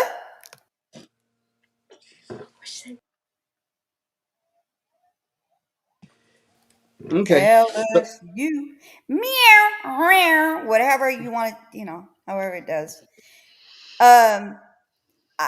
I sent you something, Armando. I'll be right back. Okay. Now let me know where you sent it to. mm, Okay. Text Um. message. Okay. jeez. Go ahead, sniper. Go ahead, sniper. Y'all got me working Text over here. message. You know, damn it. Hey, can LSU stop Ole Miss's offensive firepower? That's the thing that hunts me. Can LSU score? Second question. This is going to be highway robbery. And hey, I love you to death. You knew, but I'm going to say I have to say Ole Miss. Ole Miss offense is going to walk up and down the field on you on LSU, and that is yeah. That's all I can say is that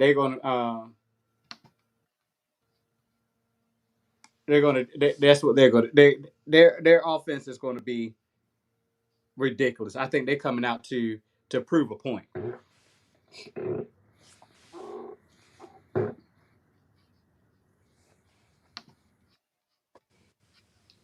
Mm. Mm. Sit back and think Uh, about it. Ole Miss is going to be playing for their playoff lives. They know they cannot afford to lose this game. LSU can. LSU can lose this game and still be okay. Because of what they have in front of them.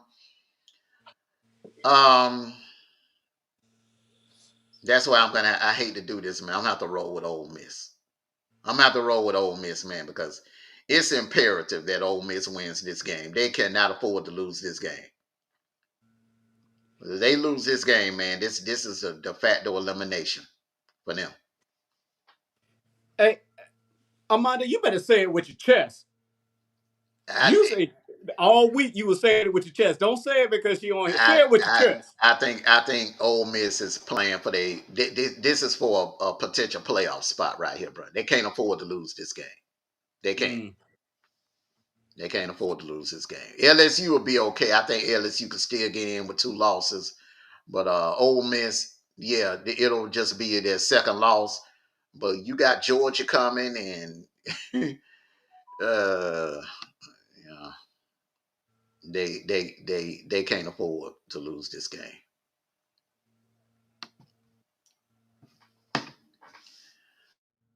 Undefeated Pitt versus Cal. Cal had a heartbreaking loss last Saturday to Miami. Will this be a hangover? Will they have a hangover today and lose to Pitt, or will Pitt get caught slipping? Mm. Hey, D True picked LSU. Just throw it out there. Okay. Thank you, Sniper. Appreciate that. Appreciate what? Um, that you did you let him know about the LSE thing. Okay, so hmm.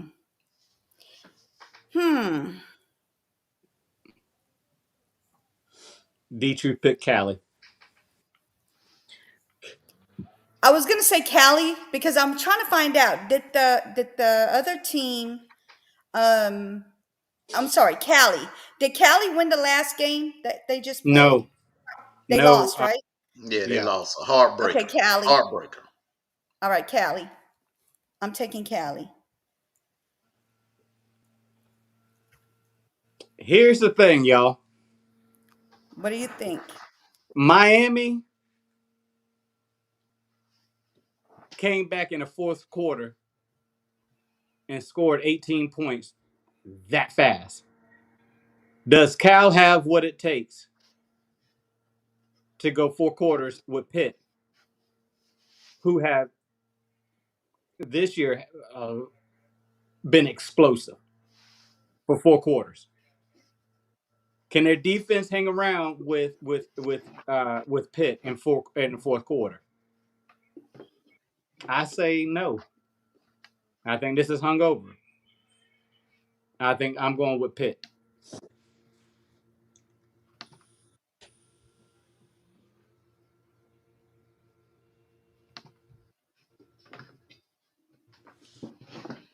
Mm, I'm going with Cali on this one. I'm rolling with Cali on this one.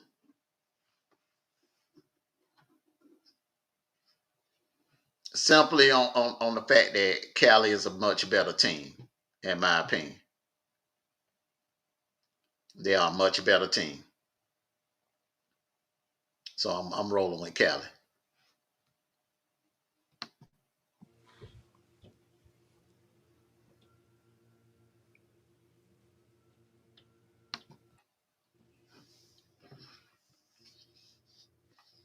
Oh, Mr. Russell Red, listen, bro. You about to find out right now how much my opinion about Texas. I'm glad you brought that part up. Let's go. Mm,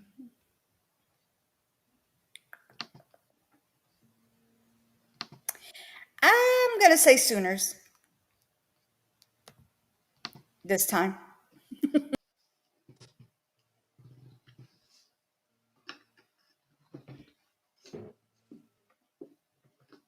If I can go ahead and go, my turn. Yeah, go ahead and go, man. I Okay. already know who I'm gonna pick. Go ahead and go. Yeah. Hey, listen, I'm picking Oklahoma, and the only reason why I'm picking Oklahoma because I don't believe in Texas yet. Texas is on the same. It's on the same black background. It has the same background as Ohio State. You got all these good players. You got a decent quarterback. What he's been in the league for 20 years now. He's like what is he? Is it like 35 years old and still playing college football? Um, I'm going with Oklahoma. I think Oklahoma's defense can shut down Texas offense. Um, I think their rising quarterback is coming in and he's doing a great job controlling the game. And if you control the game and the time management, and you're constantly getting 2-5, 2-4, um, and you keep Texas off the field, their offense off the field, you're going to win this game. I'm going with Sooner Boomer, baby.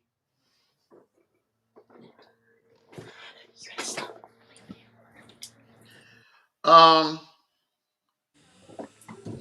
I although Oklahoma has the defense to slow down that Texas offense, I think it's going to come down to attrition. Uh, Texas is the more deeper team, and I think that's what it's going to come down to. The fact that they're deeper and more talented, it's going to go 4 quarters, but I think Texas will edge them out. I'm going with the Longhorns. They'll win D today, True, but it's going to be close. that close? Field That goal or touchdown win. Field goal or a touchdown win. It's going to be close. It's not going to be a blowout either way. I got you. Hey, D Troop is with you. He picks Texas. Okay. I'm not a Texas hater there, Russell. I just have a different opinion about them. I think that they haven't been tested. Mm, Penn State.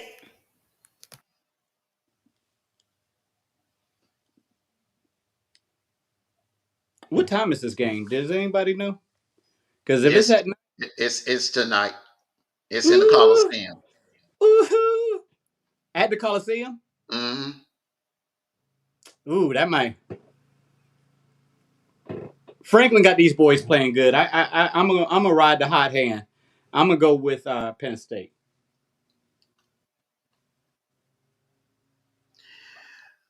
Penn State has been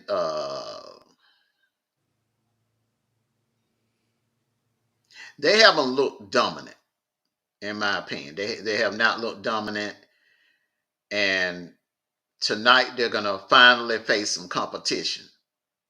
They're gonna see some things that they haven't seen all year long. Uh, and this is gonna be their toughest opponent so far this season. Mm-hmm. And against inferior opponents, they haven't been oppressed. They've been up and down, up and down, up and down. Um, I'm rolling with USC. It's just something is off about this Penn State team. D True said USC. Yeah, and then the Trojans are they coming off a loss at home, night game. Don't look good for Penn State.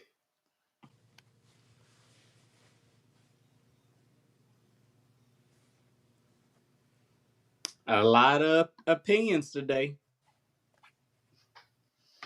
I like it.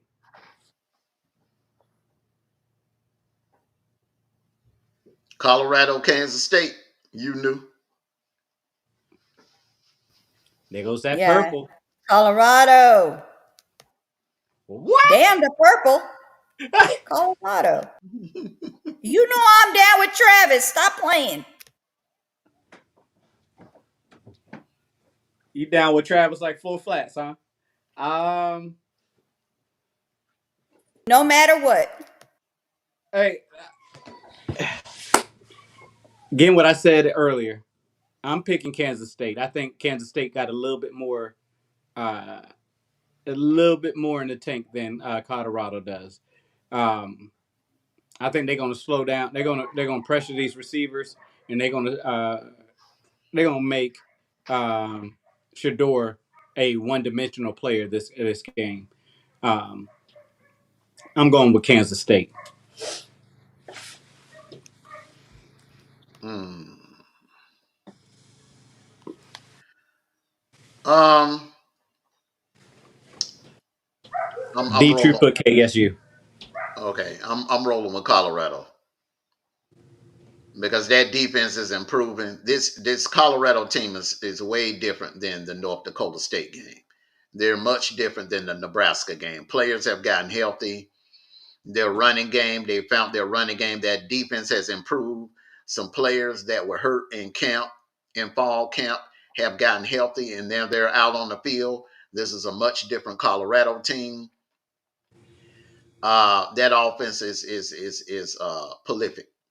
You know, when you have an offense like that, you can beat anybody in the nation on any given Saturday. And I'm rolling with Colorado.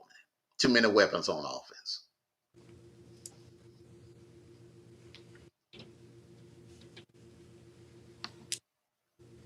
I only pushback I have is that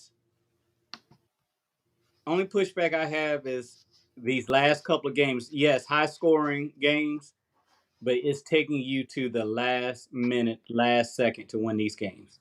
Mm-hmm. And that's what can they be that Auburn team that you spoke of earlier? I just don't know yet. So that's why Mm-hmm. I'm going in a different direction. But we're split down the middle again. Mm-hmm.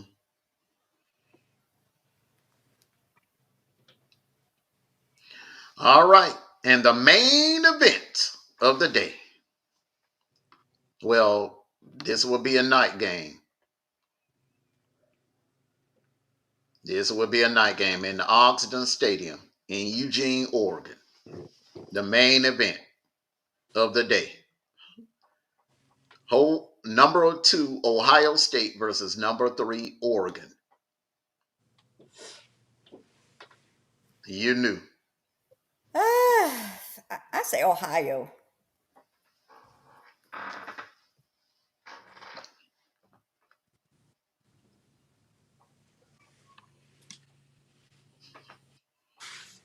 That's it. Sniper. Didn't you just say it, Ohio State? Oh, What well, you? I What thought else you. you want me to say? I Ohio thought State. no. I thought you had because the way you said it, I thought you had some stats behind it. I was like, okay, um, big test for both teams. D. True picked Oregon. I don't know why me and D. True on the same page today. I'm gonna get because they're playing in Eugene. I'm going with Oregon. That's the only way. I think this is going to be the big test that I've been waiting for Ohio State. Mm-hmm. I'm going with Oregon. So I do have something to say about why you guys are on the same page because y'all both on the losing page. I'm just saying. I'm kidding. I'm kidding. Before you say anything else, I'm kidding. I move that we get a new monitor. Um, Moderator. Moderator. moderator.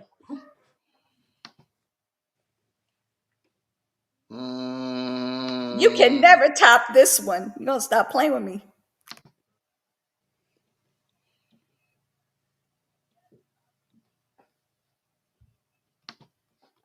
Hmm.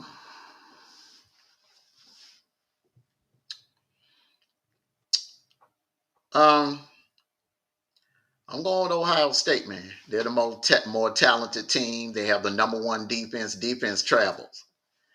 I don't give a damn if this game was in Alaska. Defense travels. They're the more talented team.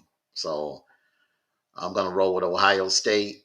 Uh, you know, and when we were doing the keys to victory, I could only come up with one for Oregon. There's so many avenues for Ohio State to win this game. So what that tells you, they're the more talented team. They are the more talented team. And Oregon doesn't match well. They don't match up well against this Ohio State team. So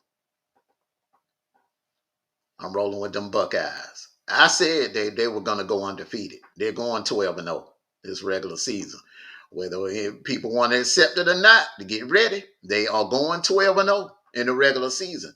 Now, I don't know if they'll win the national title because the Ryan Day effect could render his ugly head around that time. But in the regular season, rest assured, I don't see no team on this schedule that can match Ohio State pound for pound. So, uh, or Oregon just becomes another victim tonight of the Buckeyes. So I'm picking Ohio State to win this epic matchup, and I'm go ahead and call it right now. That by tomorrow around 1 o'clock, when they release the new AP polls, they will be at the top.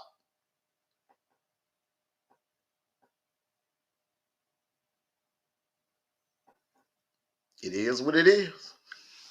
Okay, hey, you've been riding Hey this. You've been TV, riding. hello, how are you? ETV, hello, how are you? You guys, congratulations on your gift.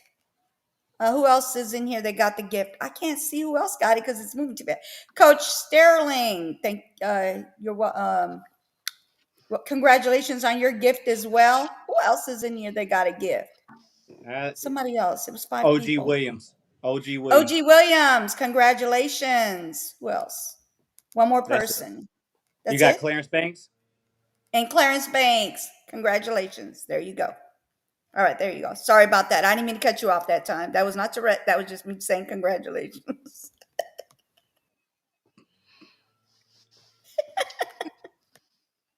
So done with this lady right here. So done. Um, hey, I see you riding with. I see you riding with Ohio State. Hey, we'll see tonight. I just don't see no team on that schedule or no team in the Big Ten that has the firepower to beat them. If they're going to be beaten, it's going to be by a team outside of the Big Ten. It's going to be Michigan is not the same as they were last year. I think Penn State is a fraud. USC is not who we thought they were. And Oregon, I mean, come on, Idaho. Listen, they never forget Idaho. I mean, it is what it is, bro. It just right now they're head and shoulders above everyone. If they were a singing group that I could compare to, it would be the OJs. You know what I'm saying? And Ohio State would be Eddie Levert. And then you would have the rest of the Big Ten would be the rest of the OJs that nobody really can name off the top of their heads. And that's just how it is right now in 2024. Now, it could change. It could change because Nebraska, they're doing some great things over there as far as recruiting. You still got PJ Fleck up in Minnesota.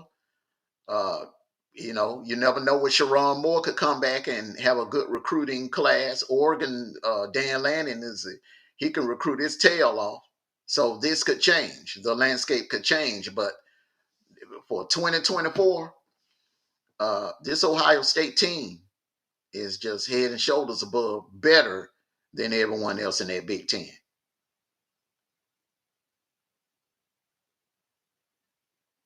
Yep. I see that. I see that. Um,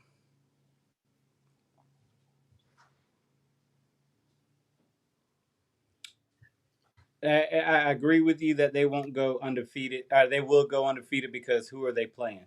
I think between Oregon today, I mean that's it. Mm-hmm. I think Oregon can hang around with them. I really do think Oregon can hang around with them. I mean, they ain't no punks. Mm-hmm. And I think 225 girls said it. Gabriel has to be on point today. Mm-hmm. He has to be on point today. This is going to be another big test for him. Mm-hmm. We will see. Where is game day at today? Do we know? It's in Eugene. Okay. Mm-hmm. Yep, it's in Eugene.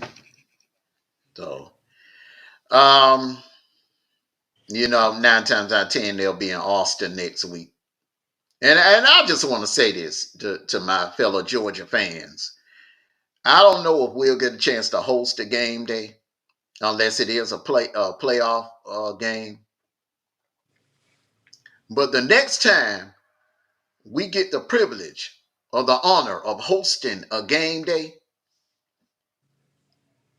the same disrespect that Pat McAfee has been showing the University of Georgia and our Georgia fans, you all need to let him have it. Give him the same disrespect. Every time he even looks like he's about to speak on that mic, boo. Boo him and boo him loud. Because, it's one thing to be at odds with a fan base, but when you just being petty, the things that he does on game day, the nitpicking at our Georgia fans, no, bro. You got to remember one thing. You're going to have to come to Athens. If you're going to continue to work for ESPN, you're going to eventually have to come to Athens for game day. Next year, we're hosting Bama. We're hosting Ole Miss. We're hosting Texas. Out of those three games, you're going to be in Athens probably 2 out of the 3. So Georgia fans need to let him have it. I mean, let him have it. Let him have it. I mean, give him that Dominique Mysterio treatment. Like every time he try to talk on a mic, boo him loud, drown him out. Because that disrespect that he's been showing Georgia every time he speaks on Georgia, because he's in his feelings because Georgia fans were upset that David Pollack got fired. And I just think that's petty and that's unprofessional. You know, Saban is not even doing it like that. Them shenanigans that he's doing on game day. I think that's going to be his. This going to be his last year on there. I hope not. I hope we get him one more year. He is, like you said, he's just. He's gonna learn the hard way. Paul Feinbaum learned the hard way, but Paul Feinbaum was bad mouthing Georgia, and then one time they did a show. I think it was SEC Nation or whatever, and they were throwing. He got egged. He got egged during the commercial break. They didn't do it live on the air, but they egged him. They torpedoed him with eggs, raw eggs. Mm-hmm. Humble yourself, brother. Humble Humble yourself. yourself. Exactly. Humble yourself. It is again. If you don't like the team, give your opinion, analyze your team, and move on from it. But Hmm. you are doing way too much. And again, David Pollock is Georgia bred, and he gave his opinion. If he thought we wasn't going to win a game, he told us he was not going to win a game. But he told us, and then he sat down and let it go. But this right here, it is getting ridiculous, dude. I mean, Saturday mornings, 9 o'clock. Everybody's ready to watch game day. You're not making it interesting, bro. Exactly not. I don't. I don't like. I do not enjoy game day. It's nothing like it was the show that we grew up watching. It's nothing like that anymore. Yeah, I have something to say about that. I don't think tit for tat would be a good thing to do because that's just going to keep it going. How about you guys just, don't do anything and let it go, and then that way they can see that he's the hot mess, nobody else, just him. You knew this Tit is for tat football. is not a good thing. You It's knew just not. this. You knew this is football. There's no diplomacy in football.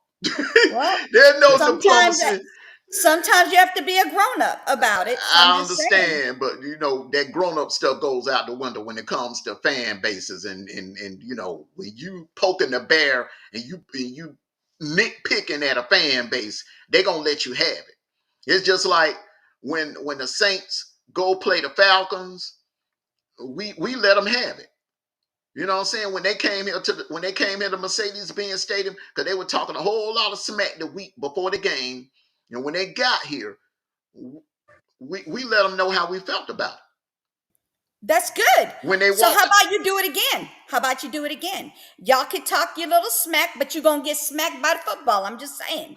By getting beat well, down. you said that You knew. a couple of weeks ago, and what happened? Just saying. You said that a couple of weeks ago. You said the Do it Saints were going to smack again. the Falcons, and they will. They Do it will. again. They will. Okay. You know why? You know why? Because the Saints are not all that. Click your heels and say, it's not 2009 anymore. It's not 2009 anymore. Check your calendar. It's 2024. Drew Brees ain't walking through that tunnel. Pierre Thomas ain't walking through that tunnel. Okay? Deborah Henderson Okay. ain't walking through that tunnel. Reggie Bush ain't walking through that tunnel. Okay, like I said, be an adult about it. Why you got to be Jonathan Vilma childish ain't when walking somebody through else that tunnel. is? Roman Harper ain't Wait. walking through that tunnel. Tit for tat don't work. I'm just telling you, Oh, it just keeps hey, listen, going. Leave it listen. alone. Diplomacy goes out the window when it comes to football and fan bases. Like Georgia, I Georgia, said, Georgia fans throw dog biscuits at him, throw raw eggs at him, throw throw chicken bones at him. Let him have it. Hey, listen. Damn all that being nice and no tit for tat. No. Hey, you knew. I know you fairly new to the analytical side of the game, but hey, even if I Layla, wasn't new, even if I listen. No, you. wasn't Hey, hey, new. hey, hey, hey, ma'am, Salute to you, ma'am, Lala. ma'am. Hey, listen. When it comes to the fan base, why do you think? And let's go back to the Falcon Saints game. Why do you think there's so doggone many fights at a Falcons Saints game? Because somebody that says something disrespectful, and we got to stand up for what you got to stand on business when you say something disrespectful about our Falcons. Okay, You so get what up and happens say, with tit for tat? wait, Go ahead, go ahead, go ahead, go ahead, wait, go wait, ahead, wait, wait, wait. go ahead. So I agree with Armando because at the end of the day, if I'm at game day and this dude is doggone disrespecting my team, you know what's going to happen? I'm gonna go get some wet dog food because it takes a little bit of time to get the wet dog food out Mm-hmm. of your and I'm chucking that mug up there. You hear me? Because you ain't gonna disrespect the team that I grew up loving. My first outfit that I wore at the hospital was a Georgia Bulldogs onesie with a And Georgia Bulldogs blanket on me. So if I'm gonna tell you like this right here. I'm telling you like I love you to death. Speak out of the pocket for on my Georgia Bulldogs, and I'm telling you right now, you going home smelling like a pit bull. You hear me? An English pit bull. You're smelling like one because I'm going to get a bottle of. I'm gonna get a bottle of doggone spray with some dog sweat on it, and I'm spraying you down. Let me answer D True question. D True said, "What do y'all think about Kirby Smart said about the fans not being loud enough? Mm. What coaches haven't said? Dabo Sweeney complained. He got on the coaches are known to do that. NFL and college coaches have gotten on the fans. It's a tradition. Nick Saban has done it several times during press conference. Kirby Smart, this is not Kirby Smart first time. Kirby Smart, as a matter of fact, Kirby Smart has done this like every year since he's been in Georgia. You know, Bill Walsh used to do it when he was coaching the 49ers. He was like, okay, we delivering these Super Bowls. We want you fans to get a little louder. You know, a lot of coaches have done it. Bill Belichick called out New England Patriots fans before a playoff game, before a home playoff game. So it's nothing new.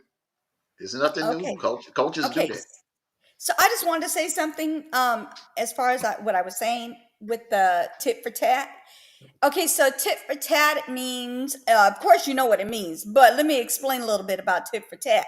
It's going to keep going. It's going to keep going. Tit for Let's tat. do it. Somebody's going to keep going back and forth, back and Let's forth. do it. It Let's becomes do it. childish. Like we're not in pre-K anymore. People No. need to grow the F up. No, when it comes to hold up, Sniper. Have you ever seen looked in the stands in the football? They paint their faces. We have a section in Sanford Stadium over there. It's called the Spike Squad, where you got grown men and women dressed up like pirates and you remember what the Raiders used to do. It's I think that's what their gimmick and kind of similar to what the old Oakland Raiders fans used to do. They had a section where they were dressed up, paint their faces with it. It's football. You're supposed to be a little childish. This is football, not church.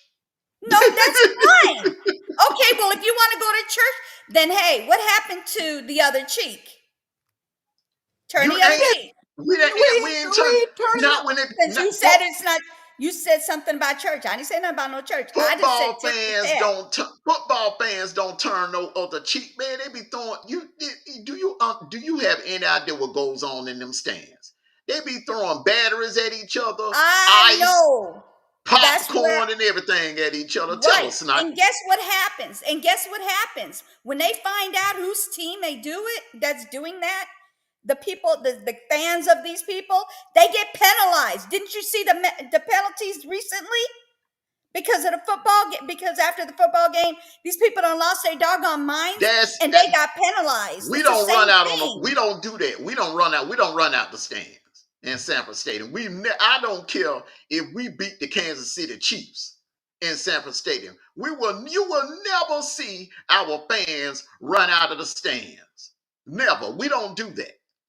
But what we will do is we will light your ass up if you get out of pocket. Okay, so what you're saying is if it becomes this big thing where everybody's fighting everybody, then you guys don't get penalized? You will get penalized if that causes issues like that, just so you know. No, wait, hold on real quick. Nah, ain't nobody fighting nobody. Hey, listen. But we'll troll you. You knew this is not General Hospital. No, this is what I'm talking about football. Don't be General Hospital and me. Listen to me now. This is not Pinochle. This is not Monopoly. This is not chess, where everybody's about to be quiet. This sport means a lot to people. It is not some people it's their identity, but this is not. This means stuff to people. You disrespect. You think about it like this right here. How long, when football is over with, when college football is over with, what is everybody saying? Man, I can't wait till the next season. It means a lot. But I think you're on a path where you could correct me if I'm wrong, but you want everything to be, we lose a game or somebody says disrespects the team, and you want us to say a Kumbaya song at the end of it. That ain't going to happen. It's not going to happen. I'm just not a tit for tat. Okay, yes, you're not a tit for tat, but guess what? People who've been watching football for 43 to 50 years, we care about what people say. You think about it. Why you think Alabama fans so upset right now? Okay, so real quick, you worrying about what people say? Oh, so the football teams are worrying about what people say? That's Let, that's a let, problem for no wait, no, wait, wait. That's go a ahead. problem for them if they think that somebody's talking about them and they feel like they're telling the truth, then yes, it's gonna bother you. But if it's not true, then it's not gonna bother you. That's how I run the way run my life. I, I don't I sit need. there and worry about wait a minute. If I worry about what everybody's thinking about me, I would be like losing every hair on my head. But But This is guess listen, what? take I your don't. mama shirt off. but Take your look, mama you shirt knew, off and put your football shirt on. you knew, I'm telling you. you knew. It's Stop worrying gamesman. about what people say. No, it ain't about worrying about what people say. It's gamesmanship. It's gamesmanship and it's trolling. When it football season, when it comes time to football season, fans turn into gladiators as well. The I truth mean, downstairs. I mean, like real football fans. We turn into gladiators too. We take this thing very serious. The truth is downstairs. We take it very serious. You know what I'm saying? And now let me bring you up to speed on something that happened 10 years ago. Okay, Katy Perry was on game day, and she made a comment about when she did a concert in Baton Rouge. She did a concert earlier that week in Baton Rouge, all right? Mm-hmm. And she made a comment and said that Baton Rouge and parts of a lot of parts of Louisiana that she rode through smelled like feet and corn chips. That's what she said. And LSU fans took that personal. They Mm. took that personal. And Okay, I then don't that must blame mean it them. smells like feet and chips, if Hold that's on, the hold on, case. hold on, hold on. I don't blame them because you don't want outsiders bad mouthing the place where you reside at. You don't want that. You don't want that. Now, is it that? Is it it's gamesmanship? So so when I think she was at a concert or whatever, and there was some LSU fans there, and they trolled her. They trolled her. That's the nature of the beast. When you talk smack, you're gonna be people are they're gonna hit back. That's how it operates. That's how it works. I do get what you're saying, but like I said, if it's not true, then it shouldn't bother you. No, The no, only it ain't. time No, something bothers a person is either they're insecure or it's true but what but that this is person is saying. but this is the thing though, and I'm quite sure you can agree to this. If you let a person pick at you, and you just turn the other cheek, turn the other cheek, turn the other cheek, and don't say nothing and let it ride, let it ride, let it ride, they're gonna keep doing it and keep doing it, and they're gonna keep doing it because they're gonna think you weak. Okay, that's all I'm saying is the man is being petty. He keeps, taking little slick dish shots at UGA fans, and UGA fans need to stand up and let them know how they feel the next time game day comes to Athens. That's all I'm saying. Okay, I'm gonna give you that one for this time. But the next time it's the tit for tat thing. I'm just saying. It won't If be they say something, if y'all say something this round and this keeps going back and forth, come back to this live and you're gonna see tit for his, tat. It's gonna keep going. his feelings are gonna be hurt so bad that I don't think he'll try the Georgia fan base anymore. Because all it took was one time for them to send a message to Paul Feinbaum, and Paul Feinbaum he did a 180. He don't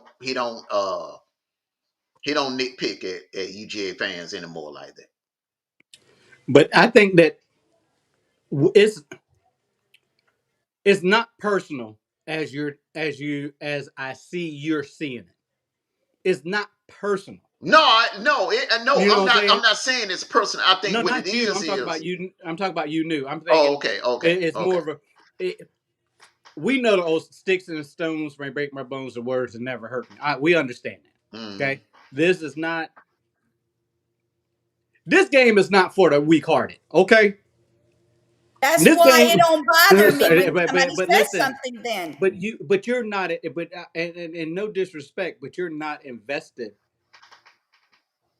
You into are college right. I'm not. I into love college my football. team. I love my team. I love my team, but I'm not going to battle over anybody, like as far as like fighting in anybody or going back and forth with anybody over my team. My team is just going to have to deal with it themselves. I'm just saying. Mm-mm. But here's the difference. Just like Alabama beat Georgia, we have our down in Alabama fans like, oh, we beat you, blah blah blah. Fans defend their teams. Okay, fans defend their teams, and with that was it Katy Perry? When I don't think she's been back to Baton Rouge since. Mm-mm. Even being on. Because maybe her feet and smell like corn and whatever else you said. Okay, but listen, and no, because they that fan base that fan base got her up out of there because they said, "Oh no, you're not going to disrespect the team that we love over here." LSU, the city in Baton Rouge, they care about their team and they do everything. Why do you think that place is packed? Because they care and love their team. That's what they grew up on. But I don't think it's not as serious as saying tit for tat. But we're gonna say something when somebody say something. Mm-hmm. We're gonna say something if somebody say something. Okay. Again, you what was the other thing she did? I think with the cheese spread. She did something with a cheese spread, didn't she? Or something like that? No, she Or the held up corn dogs. she held up the corn dog. The corn She dog. she held up the corn dog. Yeah. And guess what? After Okay, that, but even though she was a guest speaker,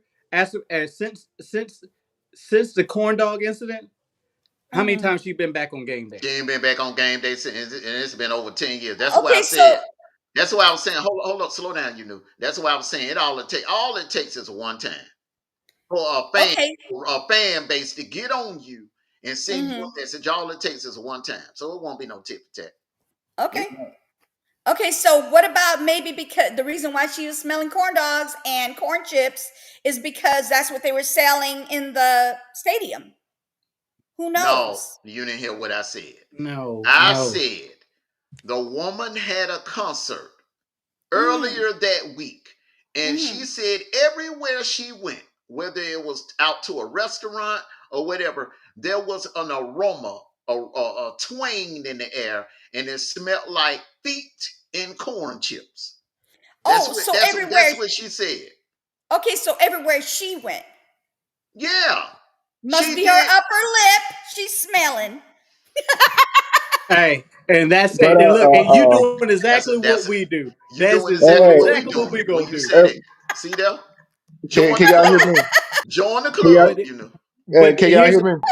yeah, Go we got ahead. you, boss. Can you hear Go us? ahead, man. Yeah. I'm gonna say this right here. And with that opinion right there, what she said, right? And and I'm looking at this right here. What is for somebody that from there said the same thing? You see what I'm saying? So if it that just her opinion, and they got mad about their opinion, okay, so be it. She don't have to come. It's her prerogative to come back to Louisiana, whatever city Louisiana that she went to. Wait, so are you agreeing with me about the tit for tat, or are you disagreeing with me? I was just wondering. I'm like this right here. I know how football fans are. I've Mm-hmm. seen. Have seen when the Falcons and the Saints play. I see fight Saints and the Falcons fan get out of break out in the fight. I don't see Mm-hmm. look at a high school game in Alabama. Two men got in a fight. See what I'm saying? It's the passion that these fans have about their football team, but at the same time, they gotta understand when somebody like Pat McAfee or any other star say something about a fan base, it's their opinion. But yet Right, the fan base also got their opinion. right. But if you throw just like he said, somebody threw egg right there at Paul Firebar. But that fan don't realize if they find out who they is, that's assault. Right. You see what I'm saying? So it's a certain way a fan can come at a person that says something about Mm-hmm. them. You see what I'm saying? Yeah. You could, like you said, you could boo the heck out of them for all I care. Right. But yeah, you boo 'em, but people on TV still gonna be able to hear. Mm-hmm. Are we running for president right now, governor? What is going on? This is a sports show. Second of all, listen, y'all. Hey, look, I'll put it in layman's terms. I go Wait, to no, both you of y'all. ain't got to put it in no Hey, layman's look, term. hey, you. Yes, I am. No, you. Hey, listen, y'all. I come to your house. Your house, and say, "Golly, it smells like pig feet around this mug. What the hell is going on?" Y'all be ready to fight. No, I would say you see that front door that you came through, see your way out. I'm not going to sit there and play with you. Yes, it's me. You gonna sit there and play? I think not. But yes, y'all. I see the political side of it, the kumbaya side of it that you two are putting out there. This is football, bro. This is the sport that can seriously tear people apart or bring them close together. But at the end of the day, it's a sport. Second of all, I don't know Agent Smith. I don't know what they talking about. They over here, taking the church, turn the other cheek. Uh, uh, uh, uh, the listen to, they got opinions and they got this and they got that. Yeah, yeah, yeah, yeah, yeah. No, that hell with that. Let's go for it. Hey, you talk about Georgia, I'm talking about you. Just like I said, y'all, we could sit around here all day, let your team lose, and the other team was like, "Yeah, we got you." Da da da da da. You're going to defend your team. If my team lost, that's them. They lost. I didn't lose. I was You just watching. you see, you got your mama hat on. You got your big church hat, big church lady hat on right now. You out there picketing for to save the sheeps and the lambs. Um, yeah, the way bigger beast than what you talking about right now. I cannot with you right now. You might as well be on a commercial with you send 10 cents a day and you can save a puppy. Oh my gosh. No, we ain't doing that. We ain't doing that. You on live TV. Oh, by the Live way, I'm TV. sorry, Carrie. Don't come for me, but hey, if you're gonna talk about somebody, hey, you got what you got. You a fool. That was You a fool. You know what? Y'all two right there, I'm telling you, boy. Y'all out there. Y'all with Melissa McGoughlin. What's her name? Yeah, that's her name. No, Sarah McGoughlin. These poor fans have not eaten, have their team has not won in a decade. If you send $1 a day, maybe they can get a T-shirt. I'm done with y'all. I'm done with y'all. It's 12 o'clock. A game should be on right now. Armando, I where you can't. at? I cannot with Hey, you. What you mean? I know one thing. Hey, I know one thing, man. Bama better not lose today. Bama lose today. Kangaroo Black, I'm gonna troll you for the rest of the year. Hey, listen. Let Bama lose. All that smack that Bam his fan base was talking, and they get this clown up out of here. We got clowns on the stage. He don't know what he's talking about. hmm Then they got smacked in the face, and then hmm now they retread. They backstroking like crazy. They hmm backstroking like crazy. They trying to get up out of there. Mm-hmm. and then turn around and now they got a piece of humble pie. Now they don't know what to do with themselves. Mm-hmm. Go come, hey, Just so you know, that looked crazy with you backstroking like that in the air. backstroke, backstroke. You look Get up out of crazy. Get up out of here. Come on now, get away from these fans over here. These dog fans is getting us. I ain't done. I'm not done. I'm not done. They better not lose no more games this year. Mm-mm. Hey, Sickum, Armando went on his panel and tried to talk to some sense into the man, which he humbled him a little bit. He humbled him a little bit, but then the next day he went right back at it again. Mm-hmm. Then they lost to Vandy. That boy, hey, listen, I am not gonna lie. I called Armando and said, and did I call? I text you or called you, one of the two. I'm just like, that man is losing his mind right now. Mm-hmm. He was up there stuttering. He was up there doggone. He was up there sweating because he knew we were coming. Mm. Let me ask you a question, Sniper. Yes, sir. If Colorado pulls off this upset tonight,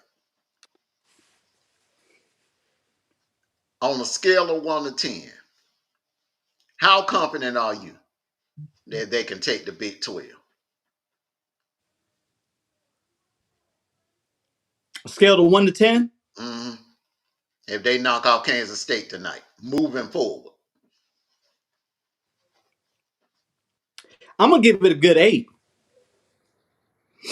I'm gonna give it a good 8. 8 10. being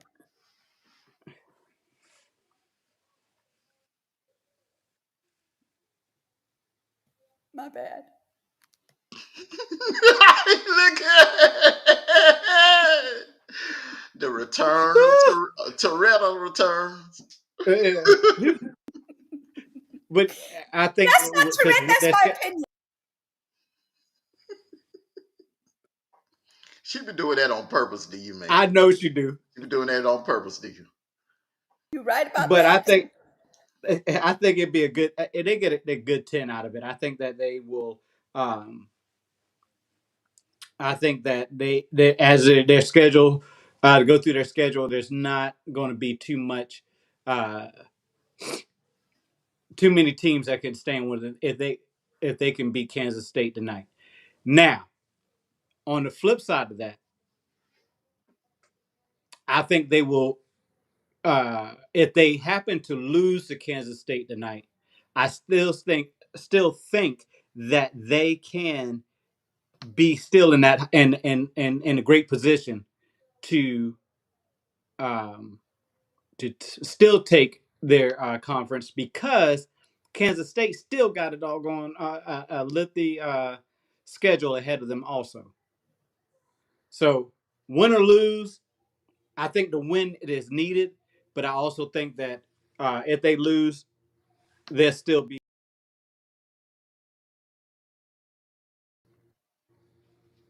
Mm. I don't know what the heck happened. I'm on stage again. Man, I was trying something, man. My bad. I I was think trying to experiment on the thing.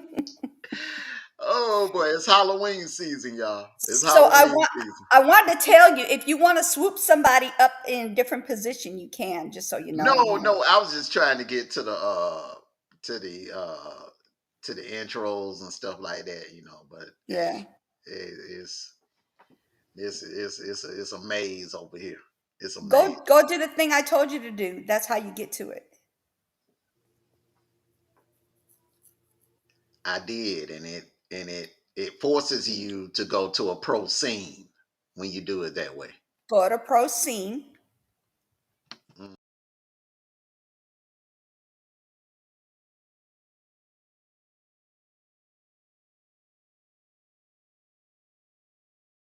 Put it over us. You have to put it over us. hey Remember what I hey told you? you You know have to scoot it down. Yes, sir.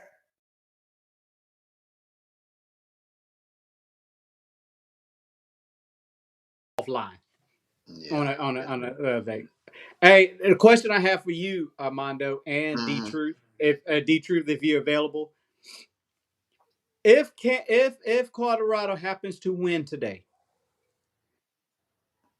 they should make the big. Do you think they should make the biggest jump to get at least in the top 15 or top 10? Top 10. What is Kansas State rank right now Oh, currently? Kansas State is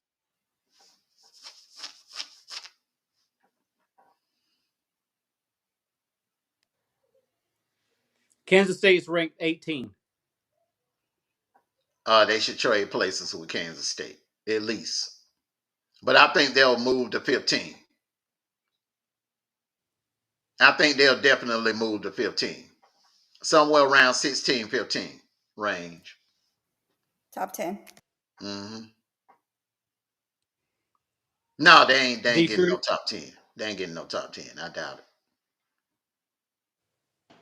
I'm gonna say this right here. They What you get gonna in the say? top 25. They probably ain't gonna get it up and they probably ain't gonna get above rate number 20. Although Kansas State is ranked number 18, but they are not. Colorado is not in the top 25 right now. See what I'm saying? But So but where's they're the gonna make that bigger respect for jump. them being a 4-1 team? Where's the respect for them? You gotta look at this right here. Look at all the undefeated team that's not in the top 25. What is respect for them? But who has the You see what other I'm saying? So undefeated it's team? a lot of one loss team that there's a lot of one loss team that's in the top 25 should be above Kansas State. What is respect for them? Yeah, you got to look at who they played, bro. But it doesn't matter. If I'm undefeated, I should be in the top 25. I should be in the top 10, So no matter Tulane who should I be play. No matter who I if play. so Liberty, who doesn't play anybody, and they're undefeated, they should be in the top 10. All the undefeated teams should look. All the undefeated teams should be in the top 25. Right or wrong? All No, the wrong, ones just about wrong. all the ones. Should a two-loss team be in the top 25? Who did they lose to? It don't matter. They got two losses. Should they be in the Who top did they lose 25? to? Should a two-loss team be in the top 25? No, they shouldn't. No. I If agree you with you go, on if you if you going by I, record, if you I, going by I, record, I agree with you on that. A two-loss team should not be in the top 25, not in early October. Now, No. come December, yeah, I can see that happening, but not in early October with two and losses. and the thing about check this out, a two-loss team is in the top 25, but Colorado only got one loss. They ain't in the top 25. Come on, man. Yeah, well, we know what that's about. We know what that's about. We know exactly what that's about. Okay, I changed 10 to 14. Spot 14. Not 10, 14. Hey, did you? What do you think, man? Do you think? Okay, so if Colorado pulls off the upset, I don't care if it's about 1 point because Kansas City. I mean, I'm saying Kansas City. Kansas State is the Kansas State is the heavily favored team to win. They're the heavy favorites to win. Do you think they should just swap spots? The win if Colorado wins, do you think they should just swap spots? I said they shouldn't go above 18, in my opinion. But the problem that some of the coaches and the people in the Associated Press got with them is, what is their run game? Okay. You see what I'm saying? What is their run game? Yeah, it's all fine and dandy when you throw the ball and Hunter and the red wide receiver catches the ball. What happens is Hunter gets shut down and you got to run the ball and you can't. Can I'm going to give you some pushback because I don't think the run game is going to it affects the rankings. I don't think the passing game affects their whole body of play. Yeah, they don't care how you Um, win the game, bro. When it comes to the yeah, rank, is how you win and who you beat. especially when you the underdog. When you the underdog, D Truth, you can win ugly and get and be given the benefit of the doubt. If you're the underdog and your opponent is ranked, like Kansas State is ranked, and they're the heavy favorites, I don't think, man, you can win by a field goal and a safety, and they'll still move you up. You Yeah, know, I understand. I understand that, but I don't think Kansas State really all that either, in my opinion. You see what I'm saying? it ain't the I'm telling you, I'm telling you they why. defense. I'm telling you why Kansas State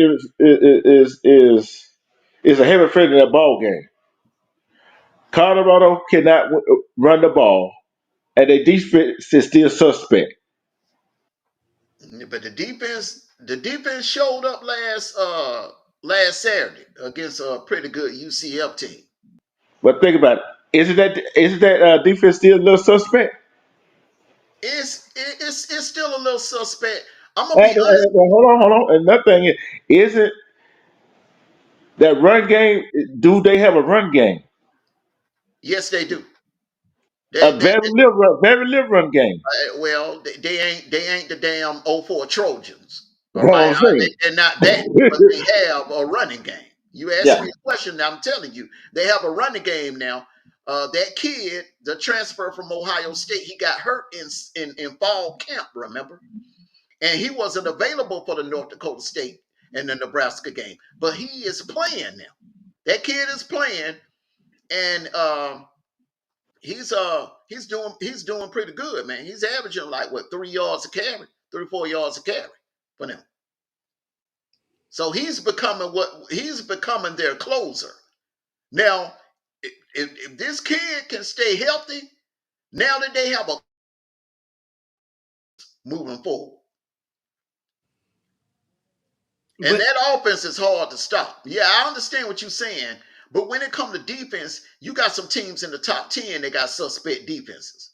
Bama, Georgia defense ain't clicking on all cylinders. Ole Miss defense suspect.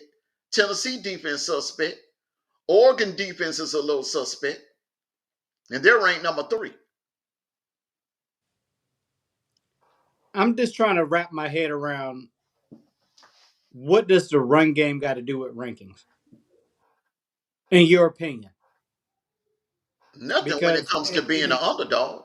When you're the because underdog, they don't. Well, You can win by, like I said, you can win by safety.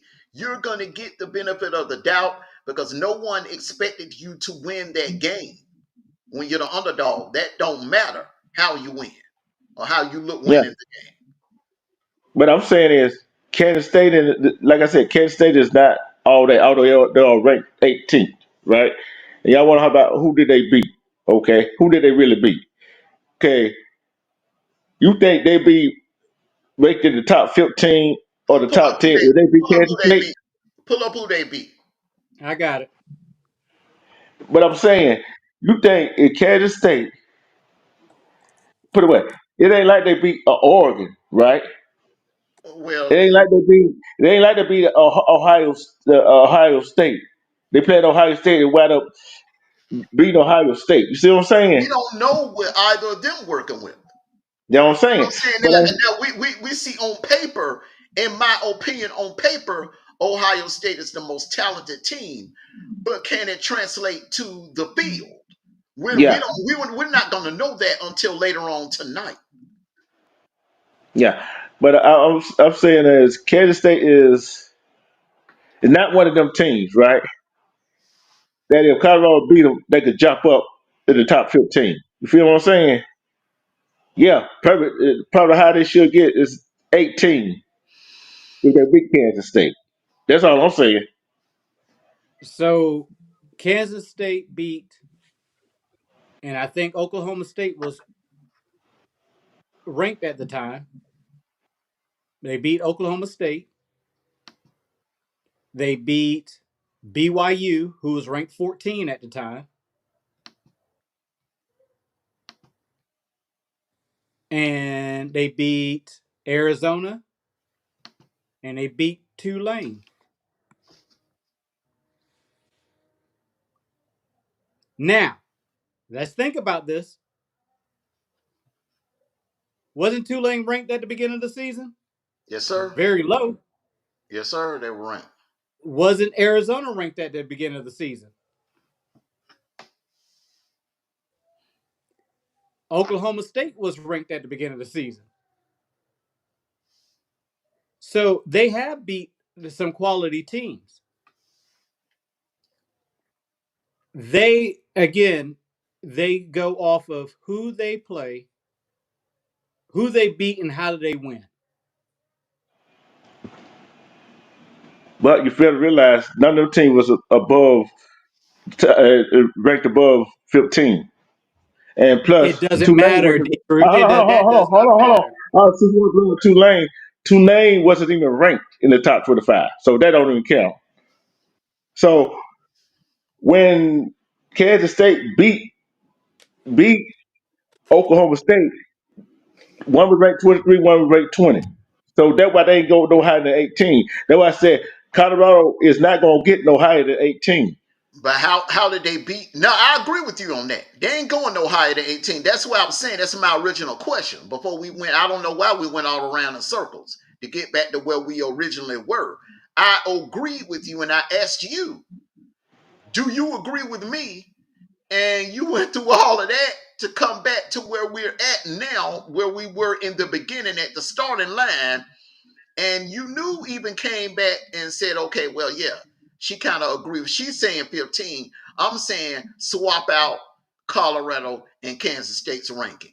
We saw the Yeah. AP do that many times Yeah, early in the season. yeah, you're right. But uh, isn't there still a two loss team in the top 25, Michigan, which they shouldn't even be there?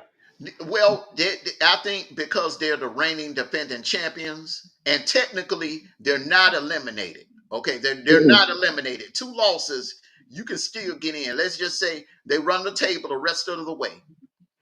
They see Ohio State and they upset Ohio State in Columbus. They're getting in. Now Yeah, I don't know yeah, if they won't get to Indy. You will have Oregon and Ohio State playing in Indy for the Big 10 championship and for that bye for that that 1 through 4 seeding. yeah, Michigan will get in the playoffs. They'll be like probably like a 6 seed or a 7 seed where they may even host a game in Ann Arbor, but they'll get in long as they take care of business the rest of the way. Wait. Let me ask you a question. Hmm. And this is this. If you said that if Michigan beats happen to upset Ohio State, Yeah. if they would not go to the Big 12 championship. No, because no, everyone is doing round robin now, Sniper. There's no divisions. yeah. There's no division. But you know what though? I'm taking this right here. You said I heard what you said earlier about Ohio State got the athletes and all the other players got out there to beat Oregon, right? Hold up, real quick, D2. You know what, Sniper? You're right. You're right. Michigan will go. Ohio State wouldn't. Texas is in the SEC. They're not in the Big 10. My bad. Yeah. Yeah, that's what I was thinking. Because if they But beat but Ohio State, but the unfortunate thing is, and that goes back to that argument me and you had a couple of weeks ago, they could go to Indy and get eliminated out of the playoffs. Yep. That's the thing. exactly. I That's would the rather sit greatness at of home, football, man, and and get in I the still playoff. stick by it. Hey, before y'all go any further, I just saw something, and I want to bring attention. Y'all know every week I tell y'all about my cousin, um, who plays high school football right now, senior high school, Carrollton High School. Hmm. He had just signed with UT Martin. Um, to play football there. I want to say congratulations, cuz you out there ghost watching or recouping from last week's game. Hey, congratulations, and I love you, and great job, bro, for your season. He went off last weekend, 100 and something yards with 2 touchdowns. So hey, just want to throw that out there real quick. Back to our That's good, regular man. schedule Wait, program. we have to say something. You can't just Uh, come and say yeah, something and man. not let us say something. Hey, Rude.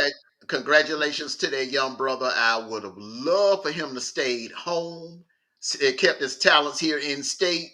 Whether it didn't, I was hoping he would come to Athens, but even if it wasn't, if it's not Athens or Georgia Tech or Georgia down in Statesboro, Georgia Southern or Georgia State, or even Kennesaw State. Kennesaw State, that program is growing, but UT Martin's a good program, man. They one of Kirby's mentors is on that staff at Mm-hmm. UT Martin. So great. Congrats.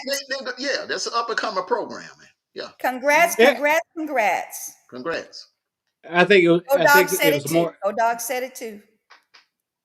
I think it was more of a educational thing Mm-hmm. where he's pursuing, Mm-hmm. and you know what else he got a little bit down there. Mm-hmm. Mm-hmm. So hey, Congrats, congrats, Cub. congrats, congrats. I want to answer Sickham's question. He was asking me about is Clemson gonna win today? Sickham, let me say this again. Clemson, and I said this on I think it was the 31st when we played them in Atlanta, and I'm going to say it again. Clemson is not losing another game this season in the regular season. Now, I don't know what's going to happen in Charlotte, but they will go in Charlotte 11-1. That's my prediction. And the way it's looking, Miami is going to go in there 12-0. And that game, that ACC championship game, is going to be a battle. Now, if Clemson gets Miami, two ACC teams are going to get in. But if Miami beats Clemson, I don't know if Clemson has enough on their resume. I mean, what do you think, Sniper? Do you think if Miami beats Clemson in the ACC championship game, do you think Clemson has enough on their resume to still get in the playoffs? I'm gonna say yes because their only loss that came to Georgia, um, and but they fought all. They made a great turnaround between that loss all the way down to the end of the season. Now, if you predict correct and they happen to go undefeated and only lose the ACC championship game as their second loss, I think they can be that one team that they uh, allowed to get in the playoffs, 10 seed, 11 seed, um, because they have, again, their body of play throughout the games. I mean, they really have not struggled against anybody else after Georgia. So I think they can get in. Now, it all depends on how the rest of the other conferences and their if you have like we said earlier, Ohio State and Michigan, and Ohio State happen to lose that game, do what we do with that? You know what I'm saying? So it's going to be a lot of variables to go into it. But I think they can. I think there's an opportunity that they can be that two-loss team to make it into as a low seed in the playoffs.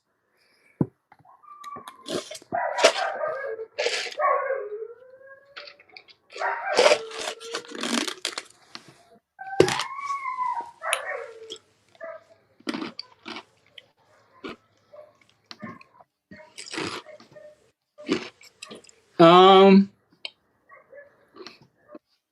there's a game Let me that let me ask you a question. Let me ask you a question, okay? yeah, Where's their signature win? So they Clemson lost signature. to Georgia, and they lose in Charlotte to Miami. Where is Clemson's signature win for 2024? Let me. As of today, they don't have one. I still think you still got to worry about Pitt. You still got to worry about Pitt.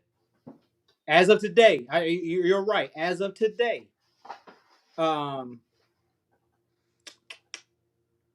they haven't had a signature win, but they got Louisville and Clemson, not Clemson, and Pittsburgh, uh, waiting in the win for them.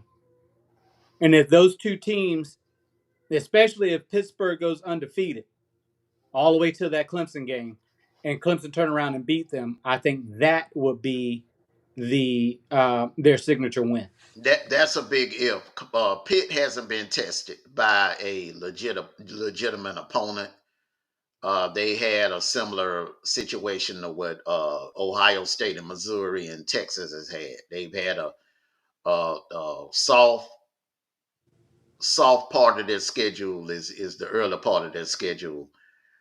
They don't have Penn State on their schedule, and this is the thing about it. I wish they would bring that rivalry back. I wish they. I remember it was a time where Penn State and Pitt would open the season up against each other, or they would close the season out against each other. Salute to you, Ms. Media. Another team they need to put back on that schedule is West Virginia. So you add West Virginia and Penn State back to your schedule, then you have some signature wins on your schedule. I say that to say this, man. Clemson would not have a signature win. If they lose to Miami, they would not have a signature win on their schedule. South Carolina will not be ranked by the time they play South Carolina. Well, South Carolina's right now. Huh? South Carolina's not ranked right now. Yeah, they're not ranked right now. That's what I'm saying. So there's no signature win. You can't really put weight on, okay, just because they're SEC school.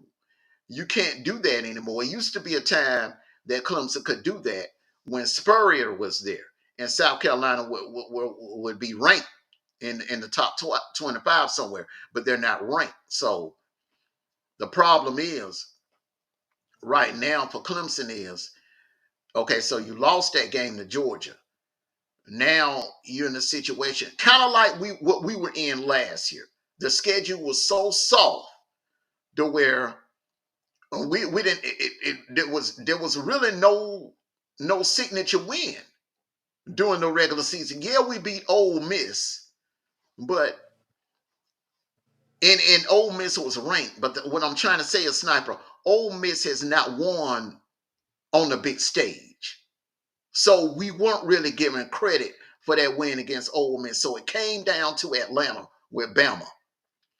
And that was the one game that everybody looked at as what would have been a potential signature win.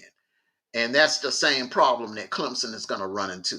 If they lose in Charlotte to Miami, there's there's no signature win But that would wouldn't impress the you? committee. But wouldn't you think if Pitt is 7-0, and I can pull up Pitt's schedule, but if they're 7-0 by that time for their conference, that will be their signature for their conference in the regular season play. I don't know what. Again, I got to go back and look at their. Am I going too far?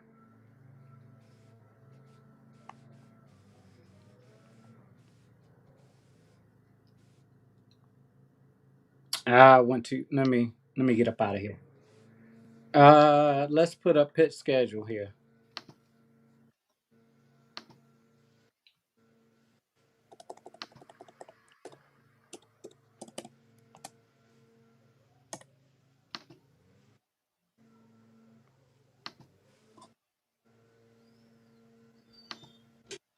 So as of now, and see, I don't, and I wish in some of these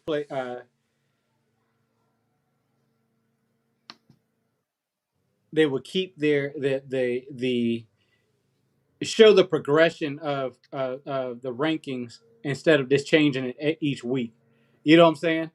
Um, Kent State, nobody. Cincinnati, I think. What I don't know. I got to look and see if Who's Cincinnati was downstairs? ranked.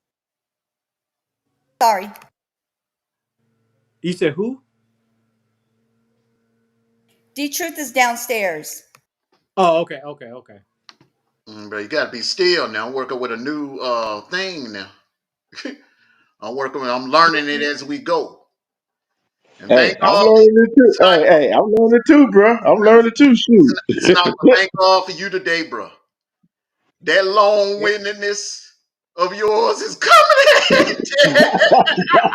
It's But, giving me hey, it's giving me a chance to Hey, figure out some hey, things, man. hey, but you know I something? But knew. y'all forgot one team. Y'all forgot one team in the ACC nobody actually really talking about. And Pitt got to play them. SMU. Man, nobody worried about no Man, SMU. SMU they done lost a couple of games this year, brother. No. They ain't lost in the ACC yet. That's the I big mean, problem. no, I'm not doubting the fact. Plus, they don't have to play Clemson. They don't have to play Miami. No, I'm The not team they got to saying play is Pitt.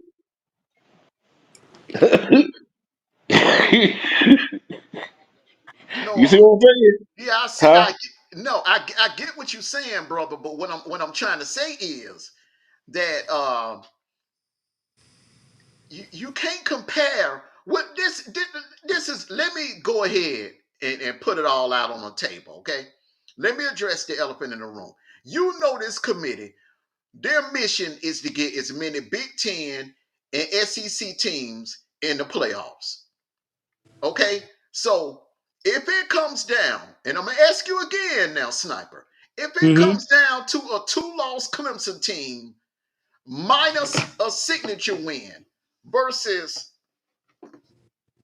a three-loss LSU. Who do you think that committee is going to go with? That is a tough. Or a three-loss Georgia, or a three-loss Oklahoma. Who do you think that committee is going to go with? Probably SEC team. Probably. My point exactly. If I'm a Clemson fan, look, man, I'm not listening to that. Well, yeah, Clemson can lose and Charlotte and still getting it. I wouldn't want to test that theory. I would not want to test that.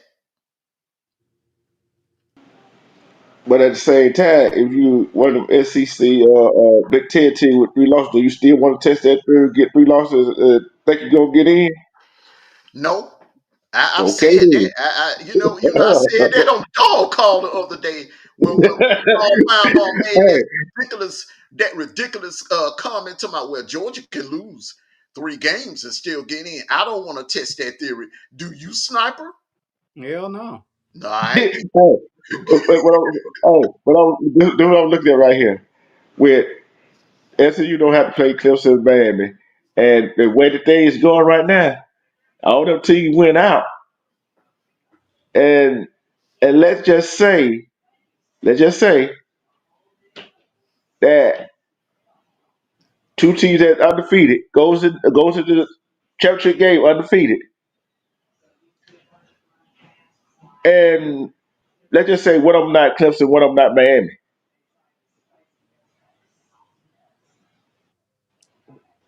What do I you do didn't. as a committee? What do you do?